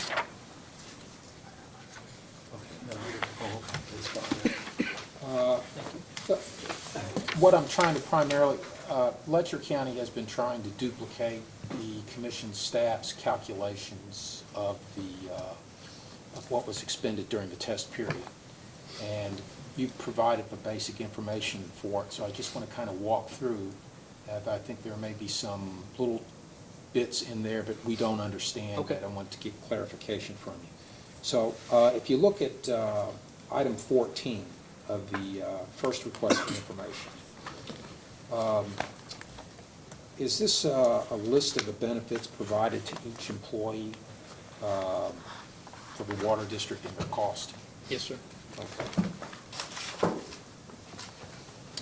Now, is this list annualized, or is it the actual cost incurred for each employee? I believe that's the actual cost for 2018. Okay. Now, if I wanted to go ahead and find out how much was expended total for just the employees, excluding the commissioners, for health insurance, I would just have to go ahead and sum up the column that's labeled health insurance? Yes. Okay, now, just so that these are all the employees of Knott County Water District, is that correct? I believe the copy I have is actually the redacted copy. I don't have the names on here. Okay, well, the reason I'm asking is, when I ask, say, all the employees, that would include the employee you have in your sewer division, is that correct? I would have to assume so. Okay, well, let me, Family members. okay. Thank you. Is Michael Jacobs, is he your wastewater treatment plant operator? He is.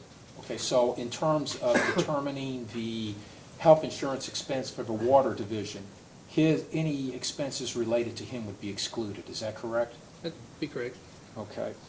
And the next question I have on this, because looking at the health, there is a reference to Gavin Sloan. And it's down, if you have the redacted copy, Yeah, it's about 2 from the bottom. It's Okay. the third one.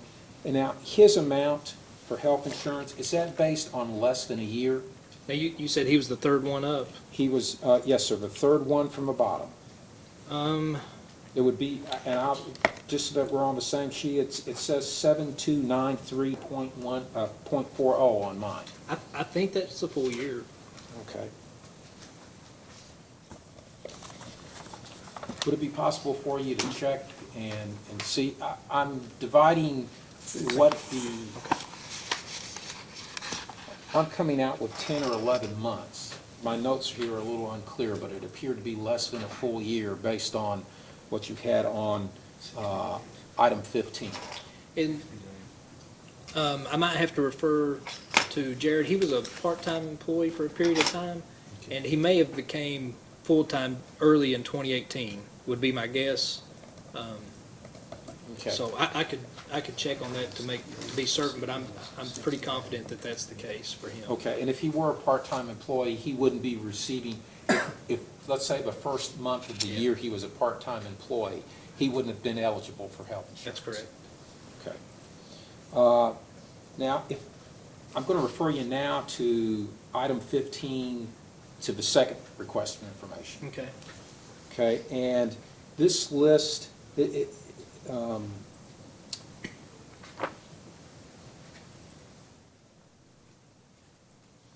lists the total premium that the district pays for each employee, is that correct? Yes, sir. And then you've got two additional columns. The column in the center is employer contribution, so that's the amount that the district actually pays. That's correct. And then the employee contribution, it follows that in the third column, the one far to the right. Yes. And I take it the employee contribution is deducted from the employee's paycheck, is that correct? Yes. Okay. Now, is it correct then that except for, and excluding those employees that are on that have the waiver, if there's no item listed on the employee contribution, that means the district is paying the total cost of their health insurance? Yes, and those would be in the event of an employee-only plan. Okay.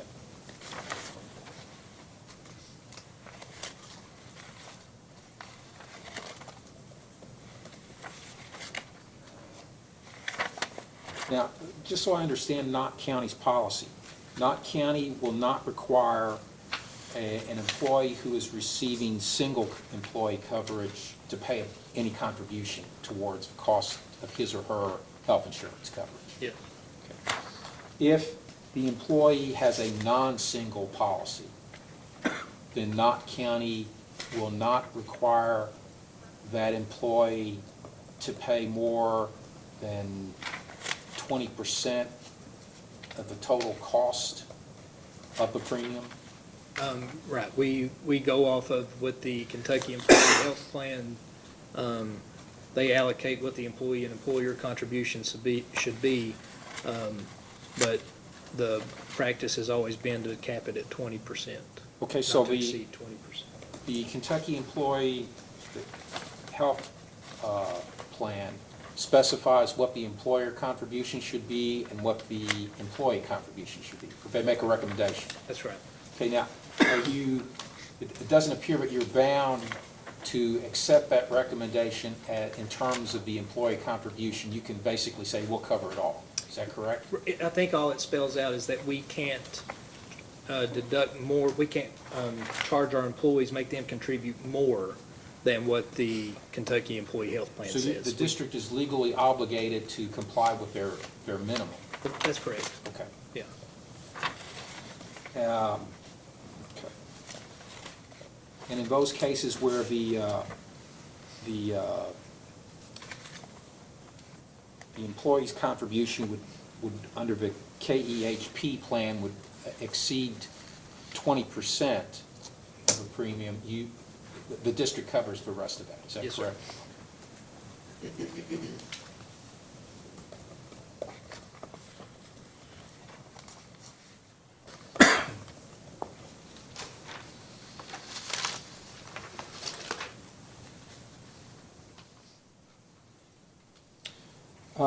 Now, is it your understanding that is it correct that the Kentucky Employees Health Program adjusts the employee's contribution rate based on whether the employee is a smoker or non-smoker? Yeah, they do. Now, does the district make a similar calculation in terms of when it's looking at how much should be paid for those employees, calculating at 20%? Yeah, I think it should mirror whatever the Kentucky Employee Health Plan says. If there's a smoker, then when we get billed, it would show that that rate went up, and we should bill accordingly. So is it, in terms of the contributions, you've already factored in that in your response to item 15. If we're looking at this and trying to determine whether, what the employee's premium or contribution rate should be, you've already factored all that in. You're taking it directly from what you would have to pay to the Kentucky Employees Health Program. Yes, that's what we're invoiced.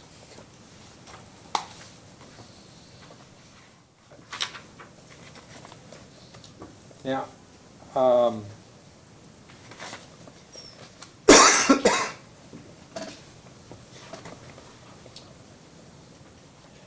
you've read the commission staff report, have you not?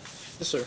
Okay, and you would agree that in the report, the commission staff recommended that there be a disallowance to at least a portion of the expenses related to employee health insurance and other policies. And in terms of the health insurance, staff recommended that the KEHP minimum rates be used to determine the allowance, Yes. the disallowance. Would you agree with that? Yes, sir.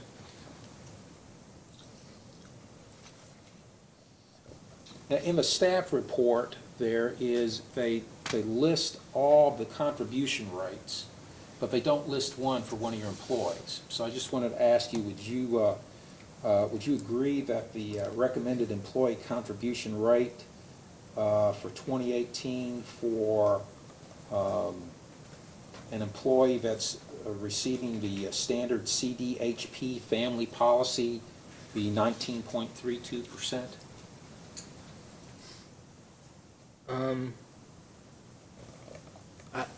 I can't attest that exact percentage without it in front of me. I mean, I could, And not to take up any time, could you look at that? I'm assuming what you did was you would take the employee contribution on the table from the insurance booklet and simply go ahead and divide that into the total premium cost, and that would be the contribution rate? yes. Okay. And then- You would agree with that? That's how you calculated it? Yes. Okay. And if you could, just subject to check, if you could go ahead and check that and confirm that the 19.32% is the amount that you would use for an employee that is Standard CDHP. standard family. CDHP. Yes, sir. Okay. There, I have some notes, and I may have them in it if you want me to check now. Well, let's do this. If you have the opportunity before the hearing is over with, Okay. then you can check. And if not, if the council could just notify the commission, that would work. Okay. Now, are you aware that the commission in prior proceedings has ruled that a utility's reasonable expense for employee health insurance coverage should be based on the national average employer contribution rate as reported by the Bureau of Labor Statistics? Yes, I'm aware of that. Okay. And are you aware that that rate is currently 71% for single employee coverage and 66% for family health insurance coverage? I believe that's what I remember seeing, yeah. Okay. And would you agree that Knott District's employer contribution rate is much higher than the Bureau of Labor Statistics national average? I would, with the caveat that it's under a contractual obligation to be higher.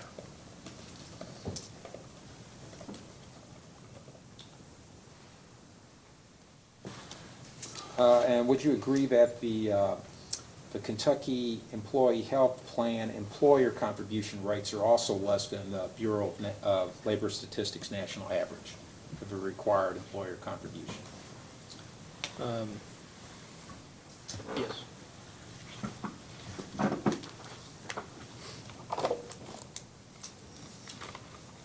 Let's talk a little bit about the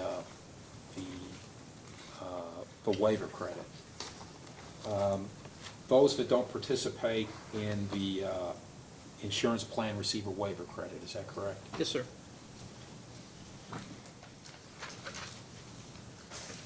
Do you know when that waiver credit policy was adopted? It's in the original handbook. I don't know when that handbook was implemented, to be honest with you. It preceded me, Okay. but I don't know the exact year of that. Do you know if that policy's ever been re-examined or reviewed? Not to my knowledge. Okay. When you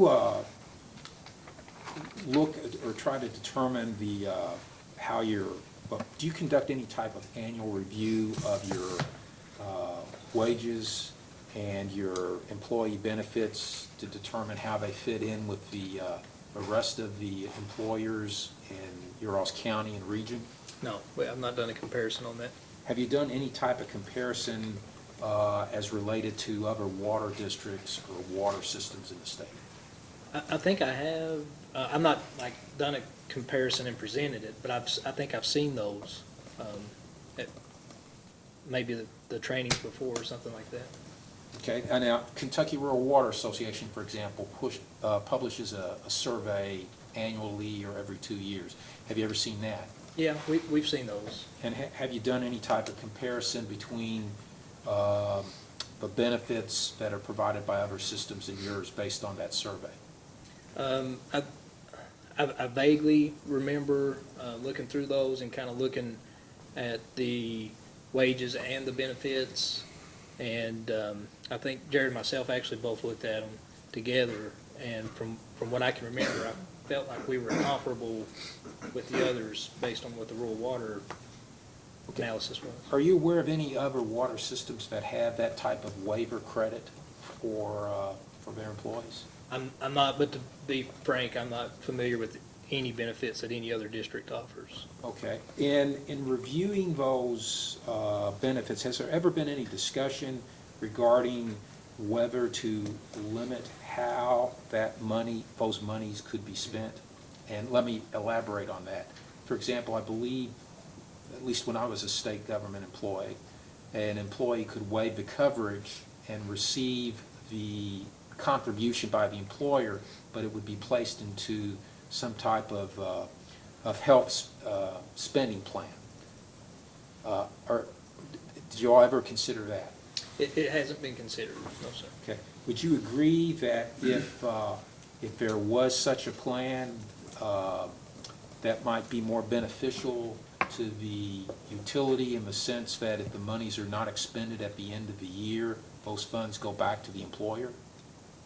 It could be beneficial to the district, yes. Okay. It's, I'm sorry. No, go ahead. No, I was just gonna say it, we have typically viewed it as a cost-saving measure. In reality,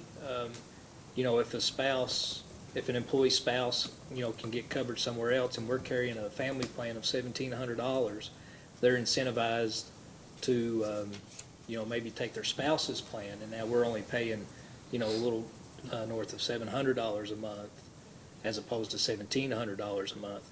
And the employee gets a much, it makes a better package for the employee to retain them. Essentially, we're giving the money to the employee, the water district saving some money, and we're just not sending as much down the road to the insurance company. That's the thought behind, I think, of why it was put in the first place. Okay.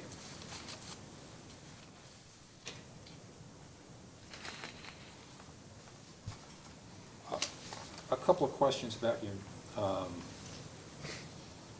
insurance. How often does the district review its health insurance plan to determine whether it should switch vendors? We've only reviewed it once since I've been there. And when was that? I want to say it was probably late 2016, early 2017. Again, that was myself and the previous manager, L.J. Turner, that I remember reviewing that with. So it would have been prior to Jared coming on, which was September of 17, I believe. So sometime prior to that. I think that's all I have. Thank you. Mr. McNeil? What is the term on the KEHP contract? No, I don't know. I don't know if it has one. Okay, is it, you might just renew it every year? Right. If you don't? Right. If we choose not to take action, then I would assume it just automatically renews, but again, that's just an assumption. Okay. No further questions? Anything else before Mr. Goss has a chance to interrogate his witness? I just have one more. I just want to confirm that the contributions, both employee and employer, you base that off the contract with KHP, is that correct, the amounts? The amounts that we actually Yes. implement? Yes. So it's the amounts based off of the contract, which they, they send out each year what the new amounts are, but not to exceed 20%. No further questions, Your Honor? Mr. Goss? I do have. So it's an employee-only plan, less 20%. No, I'm sorry, the employee-only plan is 100%. And then all other plans are whatever the KEHP recommendations are, but not to exceed 20% for the employee, their contribution. Okay, but it's 100% payment of the employee-only coverage. Yes, that's right, yeah. And you've never considered asking employees to contribute to that plan? Not me personally, and I don't know the exact dollars on it. I don't really think it would be a significant cost-saving measure for the district if we did consider it. I know it's maybe $50 for each one of those plans or something. Again, I'm speculating, but it's not a great deal of money for what few employee-only plans we do have. So in those, if it's $50, I shouldn't have said that. It's in the ballpark of that or something a month. what's $8,139 per year, divided by 12, right, is about, I was just referencing what the KEHP would recommend that the employee contribute. It's only that amount a month. I'm sorry. okay. Yes. That's a totally different No. thing. You're just basing it on a recommendation, not what the actual plan cost is. That's right, right. But we would only save roughly that amount per individual that had that employee-only plan. If we were to say employee-only plans have to now contribute whatever the recommendation is, it would be a real insignificant amount. Are there any other questions? Anyone else, any questions? Mr. Goss? When you said a minute ago that the Knott district is contractually bound, I tried to write this down, contractually bound to a particular contribution percentage different from the Bureau of Labor Statistics chart, which this commission has adopted. Is that what we're talking about here? Yes, sir. I mean, with the Kentucky Employee Health Plan, Yes. the policy we have in place, yes. Yes. That mandates 20%. 20% contribution. No, it doesn't. No greater than a 20% contribution. Their contribution percentages really fluctuate from plan to Okay. plan and coverage levels. All right. That is actually, the 20% is actually a water district policy that's been implemented, and also that we've accepted from the staff's opinion that to disallow. What are you difference. contractually bound to then that's different from the Bureau of Labor Statistics chart? I guess maybe I'm confused.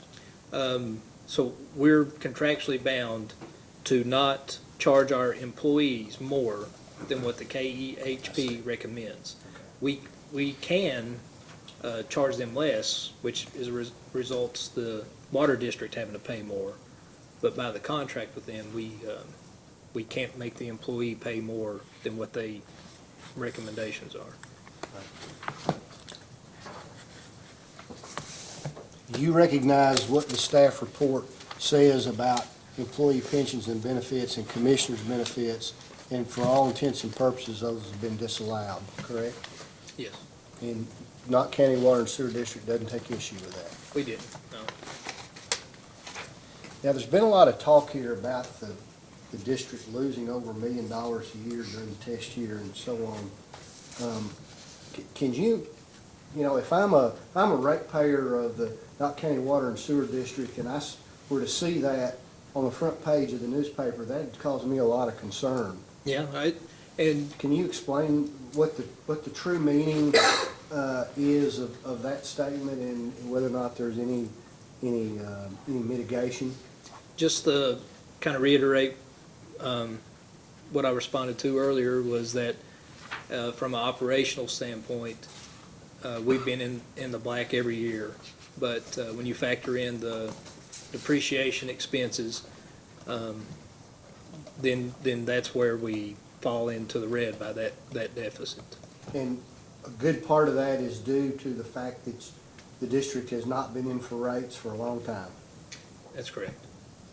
If you had your druthers going forward, what would you rather see concerning how often the district comes in? Assuming we get this case behind us, the commission adopts the staff report or something close to it, what would you expect or what would you hope the district would do on a going forward basis with regard to coming back for periodic rate adjustments?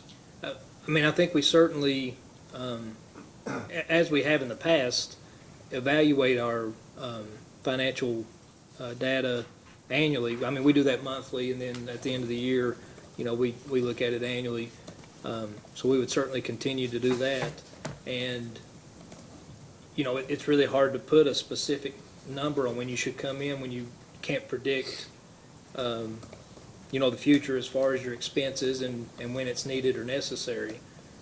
So I would be reluctant to say exactly like when we should come in, but I know we should obviously. You won't wait 17 years, will you? I feel pretty confident predicting that we shouldn't do that, yeah. All right. And of course, that's an extreme length of time. Yeah.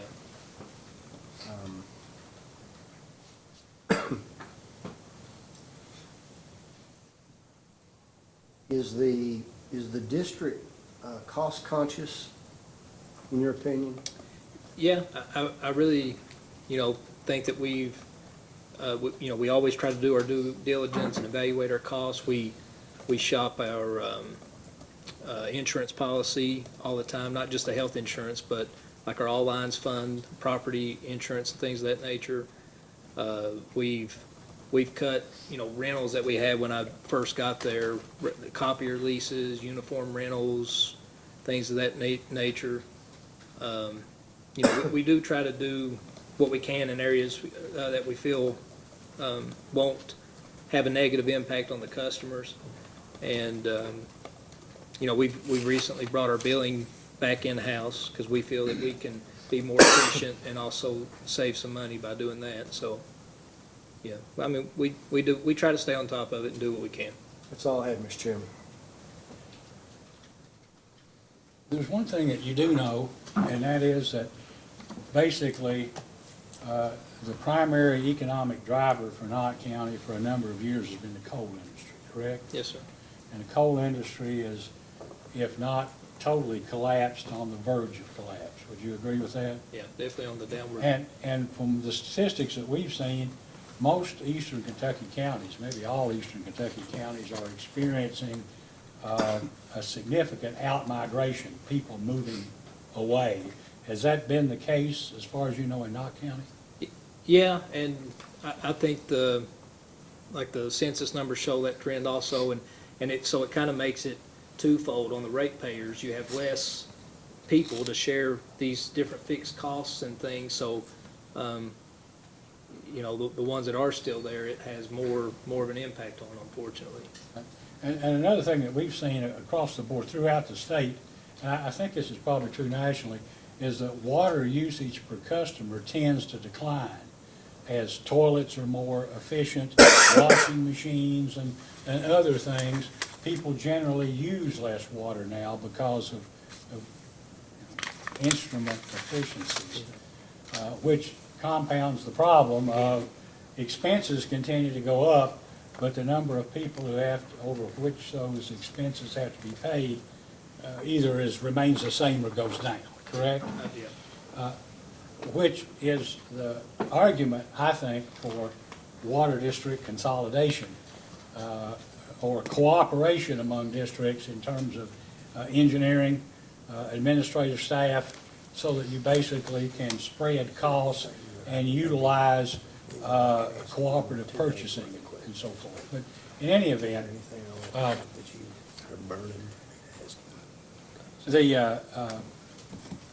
was going to say now, the commission, in a recent series of cases, studied water loss and management issues among rural water districts. And one of our recommendations was that districts be required to basically submit to a staff review, a rate review, at least every 3 years to determine what the financial status of the district was and whether it could continue on without some sort of an incremental rate increase going forward. Is that something that you would disagree with? No, and I really didn't, I just didn't want to back myself into a corner or anything, because I do feel the need to stay on top of our financials, on a regular basis. And I've actually been working with I think Kentucky Rural Water has put together a group for asset management and stuff, and we're actually meeting tomorrow. And that's kind of something that I feel too, is there should be some type of a requirement, whether it's 3 years or maybe 5 years, but kind of something in that range, to where water district, and that would also kind of take away some of that political pressure. It's like, well, we have to come in, At least for review, not necessarily for an increase, but to see what your status was and whether an increase in rates might be called for. Yeah. Or other, basically other things that might help.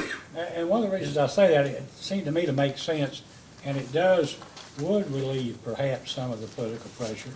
But in one of the hearings we had, I guess Mr. Woocher, Mr. Goss, and Mr. McNeil were all part of these hearings. And one of the water districts about which we held hearings was Hyde and Leslie. And Mr. Turner is over there now, and in the course of the testimony with Hyde and Leslie, I think Mr. Turner said that when he was in Knott County, that internally management would begin to do some kind of a review to see if rates needed to be adjusted, but that at least on one occasion that process was stopped due to an outside force. I don't know, nobody followed up to ask what that was, but I think we can all pretty well guess it was some sort of probably political pressure. But I don't know, I'm just wondering if you would have any objection, not that we're going to require you to do it, but if it makes sense to you to have some kind of review involving water district staff and Public Service Commission personnel to just go over the records periodically to see if anything was necessary and a recommendation made. Or Yeah, I'd be an advocate for that. no further questions. Anything else? I have just a couple more. Just going back a second, you've stated that the district is contractually obligated by its contract with KEHP to go ahead. There's a floor on which they can require employee contributions. Is that the only health insurance provider that the district has access to, or are there others in the area or in the state that the... No, there would be, we would have the option to choose others, which we, like I said, we did look at a few years ago, and just deemed with the cost and the benefits that were provided through KEHP, and where we could be in a larger group of people to keep those costs down, that was the best route for us to take and to stay with. Thank you. Thank you. Anything further? Mr. Goff, may this witness be excused? Yes, Your Honor. Thank you. Thank you. May step down, you're excused. There's one more witness, Ms. Coltrane, would you like to call that witness? Mr. Jared Sammons? There's nothing like any cleanup.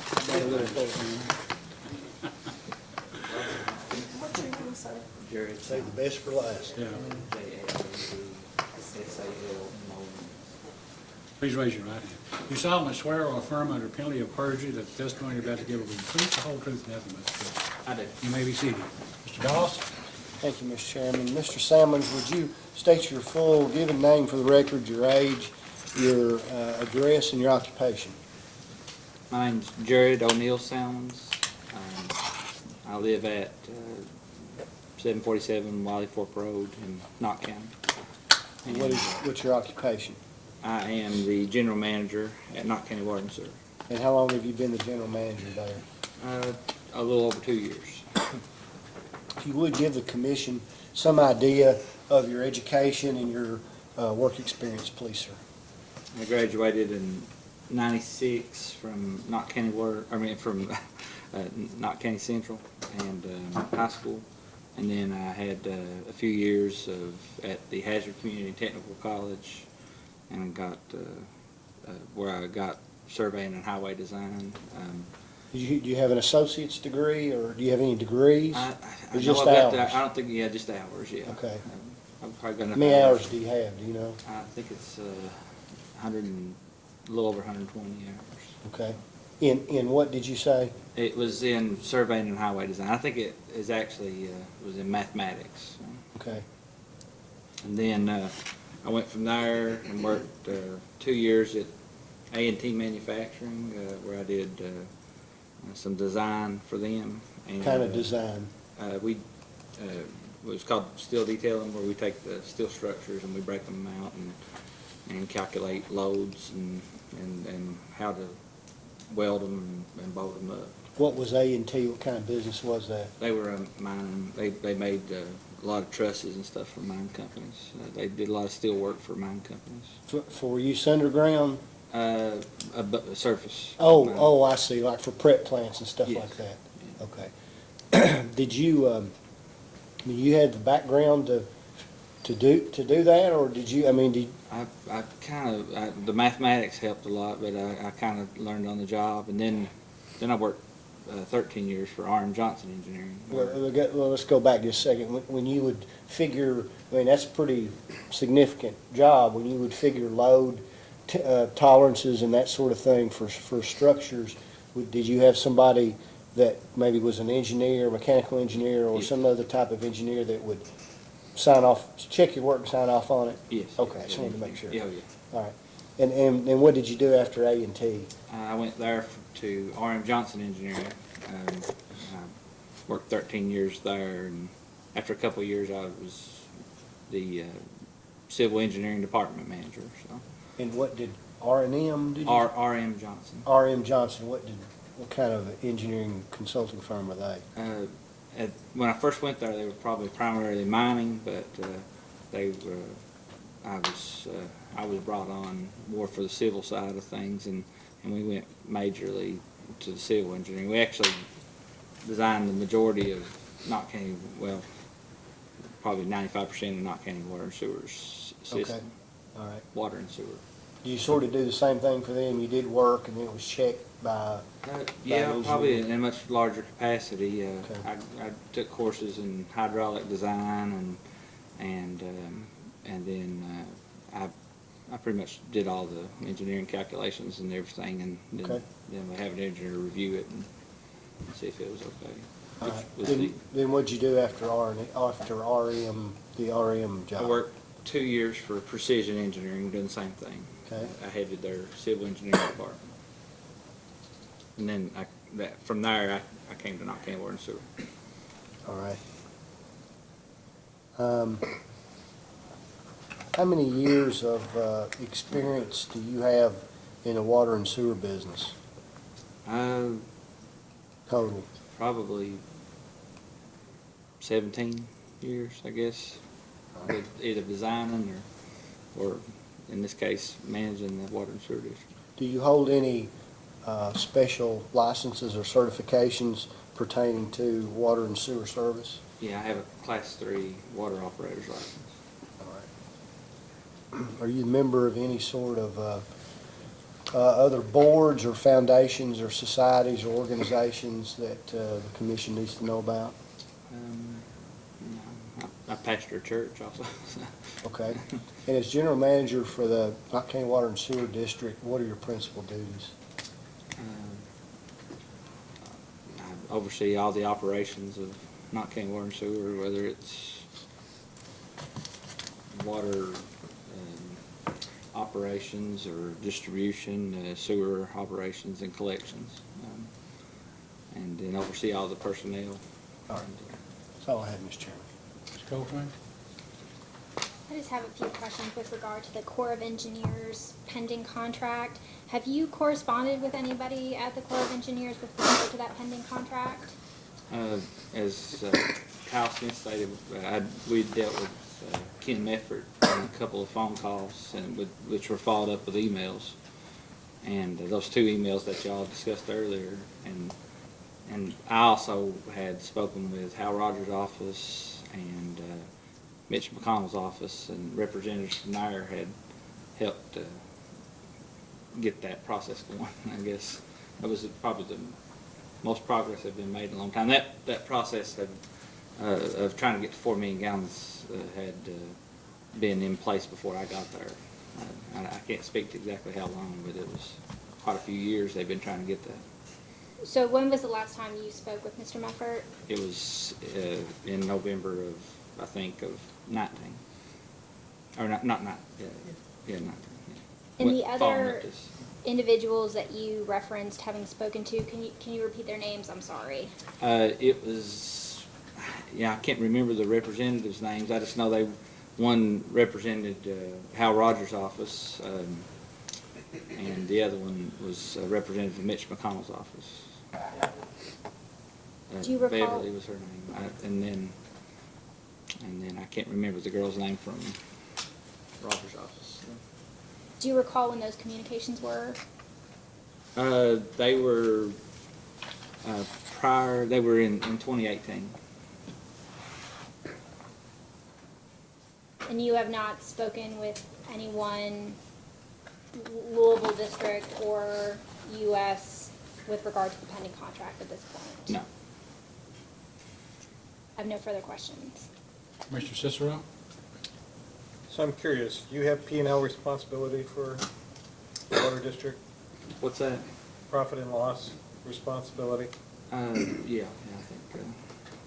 Have you ever questioned any of the practices of the water utility in terms of health insurance premiums or budgets or anything along those lines?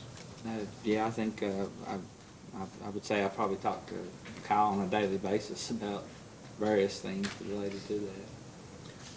Anything that results in a review or a different operating practice as a result of those conversations? Is it in regards to health insurance or just in anything? Pick a subject. I would say, yeah, we're always looking, we deal with a large volume of chemical purchases, which I'll have to rely on Kyle to give me financial information for. And just for instance, we recently entered into a Clean Water Act because of the rising cost of chemical prices going up, that we entered into with our main wholesale for our chemicals an agreement. It wasn't really a contract, I should say, that if we would buy our chemicals from them, they would fix the cost and for a certain amount of time. We always shop around, any materials that we buy. We have probably 3 or 4 wholesalers that, not wholesalers, but vendors who provide those services for us that we can always try to keep people honest, with as far as employment. Of course we have to talk. Recently, had to hire a water operator, so we have to discuss not only their pay but what it looks like in the future as well. Do you have standard procedures in place? I would think so. Not necessarily in a written form or anything, but we usually follow about the same rule of thumb on Purchasing, rules of... Oh yeah, everything, every down to the nail. We do purchase orders for, and those are all reviewed by myself, and then I code them, and then Kyle takes them and puts them in the financial software, and generates our financial reports based on that. Do you have profit and loss responsibility at any of your prior engineering, civil engineering? Well, as I was project manager over a lot of projects, so, a lot of big projects too. Probably I know the water treatment plant, for instance, was probably $10 million project that we had to track that the whole time on. So you know how to read financial statements? Oh yeah. I think I'm not probably not the greatest at it, but yeah. It's all right, just, it's our practice. I don't have anything else. Commissioner Matthews? I don't have anything. I'm probably less familiar than I ought to be with this issue about withdrawing up to 4 million gallons per day from Carfork Lake. I mean, do you have is there a present demand for this additional water? You're getting up to 2 million now, correct? That's right. Yeah, that was, the whole withdrawal was based on the acre feet of water that's the total. We're drawing 4.44%, that 2 million of their average storage there. And that 4.44% gets equated to the O&M that we have to pay for the Corps based on, as Kyle explained, they estimate the coming year and then reconcile that with the actual budget the next year and then adjust it accordingly. And so that's why, based on the last years, we can kind of forecast, what that 8.88% is going to be. We know that cost. There's also a lump sum cost that I don't think was exactly discussed, that of $380,000 that the Corps will amortize over a certain amount of time too. So it'd actually be a little bit more than just doubling what we're currently paying. But that what we currently are using, which those emails gave us the ability to draw more than 2 million. We could actually draw up to 4 million based on those emails that we received from Kim Effort. We got approval to do that until such time that the agreement comes, or till a certain period of time where we'd have to go back to him and ask for that to be renewed.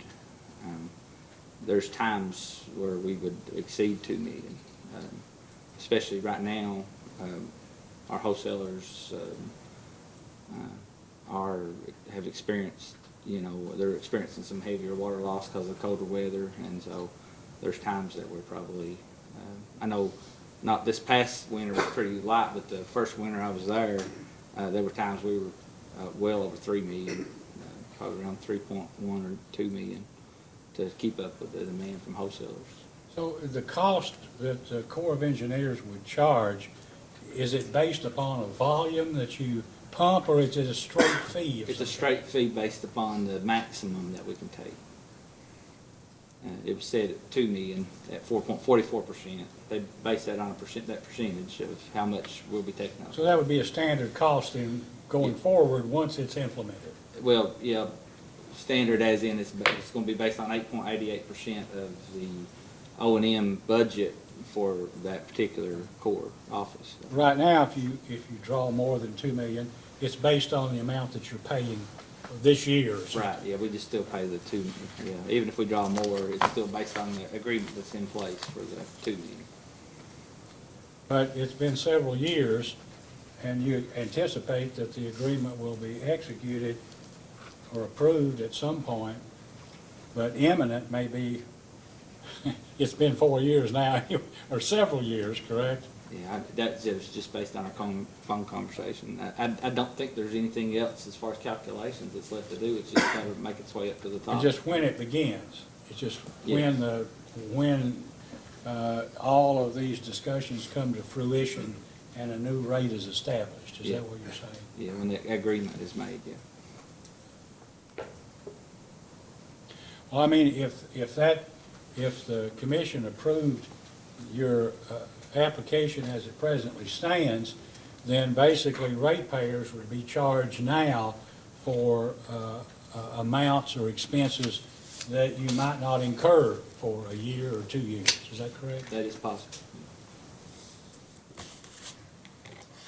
I don't have any further questions. Mr. Chairman, we're happy for the Public Service Commission to issue an order to the United States Army Corps of Engineers to sign the contract. We'd be happy to do that, but Mr. Wutcher would help us enforce it or something.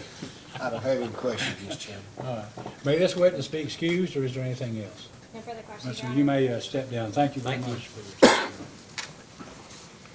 your testimony. Okay, is there anything else? No, sir, that's all we have. I'm not sure anybody would want to file anything, but since the time period is up in something like 8 or 9 days, there's not much we can do except do something based on the testimony we have. Mr. Butcher, do you have anything further to say or any comments? Well, Your Honor, we had some concerns about the health insurance disallowance, since it seems to be out of, inconsistent with the practice that the commission has engaged in a number of other cases. In fact, a staff report was issued just, I think, earlier this month, applying the percentages based on the Bureau of Labor Statistics. And since Letcher County, at least, had those percentages applied to it when it had applied last year, it did want to express the concern that the commission should treat all water districts, all utilities the same in the application of that rule. But that was our primary concern. Mr. McNeil, anything? We would just let our comments stand, Chairman. All right, So last chance. I guess I'd like to inquire then with what Mr. Wooster just said, Mr. Chairman, if that is different from what Letcher County Water and Sewer District has provided in its written comments to the commission. If what he just said, and I'm not sure I quite understood it, if that deviates from the written comments that are of record. Well, if I may, in our comments, Letcher had difficulty ascertaining how the commission staff had come up with its calculations. And so, based on what has been submitted since the staff report being issued and what we've got today, it appears that the primary difference in the calculations, we're calculating a much larger disallowance, but that is because it appears that the commission staff is considering the contract that the district has with KEHP as limiting the disallowance that the commission can make. And our position, quite simply, is that contract doesn't govern the commission's ability to make a disallowance. The district can still go ahead and pay that amount or go whatever, but the commission would be making a decision based upon the reasonableness of the amount that it was requiring its employees to contribute. So in one sense, it's not changing anything. I think it was at least suggested in those comments that we believe the commission's current policy should be applied to all utilities. We just couldn't tell. And that's why we were asking for a little bit greater explanation from staff. And that's fine, but I guess I'm hearing that Letcher's position is that they think the disallowance should be greater than what's contained in their stated comment, in their stated written comments. And if that's the case, what I would propose, Mr. Chairman, and I don't want to belabor this, but if there are comments that Letcher has, I mean, I'm frankly not prepared to stand here and verbally respond to a new set of comments, and if Letcher County has other comments that have arisen as a result of the examination of the witnesses today, I'd like an opportunity to see those in writing and an opportunity to reply to them. If I can make one comment in regards to how it's applied equally. The Commission's taken the perspective that if a water district or any utility comes in with 100% of employee health care paid for by the employing entity, then it will be adjusted according to the Bureau of Labor Statistics, whatever those percentages are. However, if the utility is having their employees participate in some way, shape, or form to a minimum of 12%, the Commission has taken the approach that they have not adjusted those. Now, I think there was a little confusion today based on the fact that the Knott County Water District is using the state health care recommended amounts when it talks about how much is being asked for from the employee. I thought it was 20%. After this hearing, I'm still not sure it's 20%, but we've got the testimony and we can go through that. If it's anything less than 12%, then I'd say the Commission would adjust it further, but I think the Commission has adjusted at least to the point of 12%. Your Honor, Again, Letcher's position is that it should be applied equally to all utilities. I think that the commission has put out a notice and how it was going to approach this, just for the utilities to have an opportunity to see how the commission was applying the policy. And it is out there, and I don't know if it's posted on the website or not, or whether it's been communicated in some other format, but I know that we've tried to make the utilities aware of the 12% minimum factor, and anything that's at 100% would be approached from a much greater participation standpoint.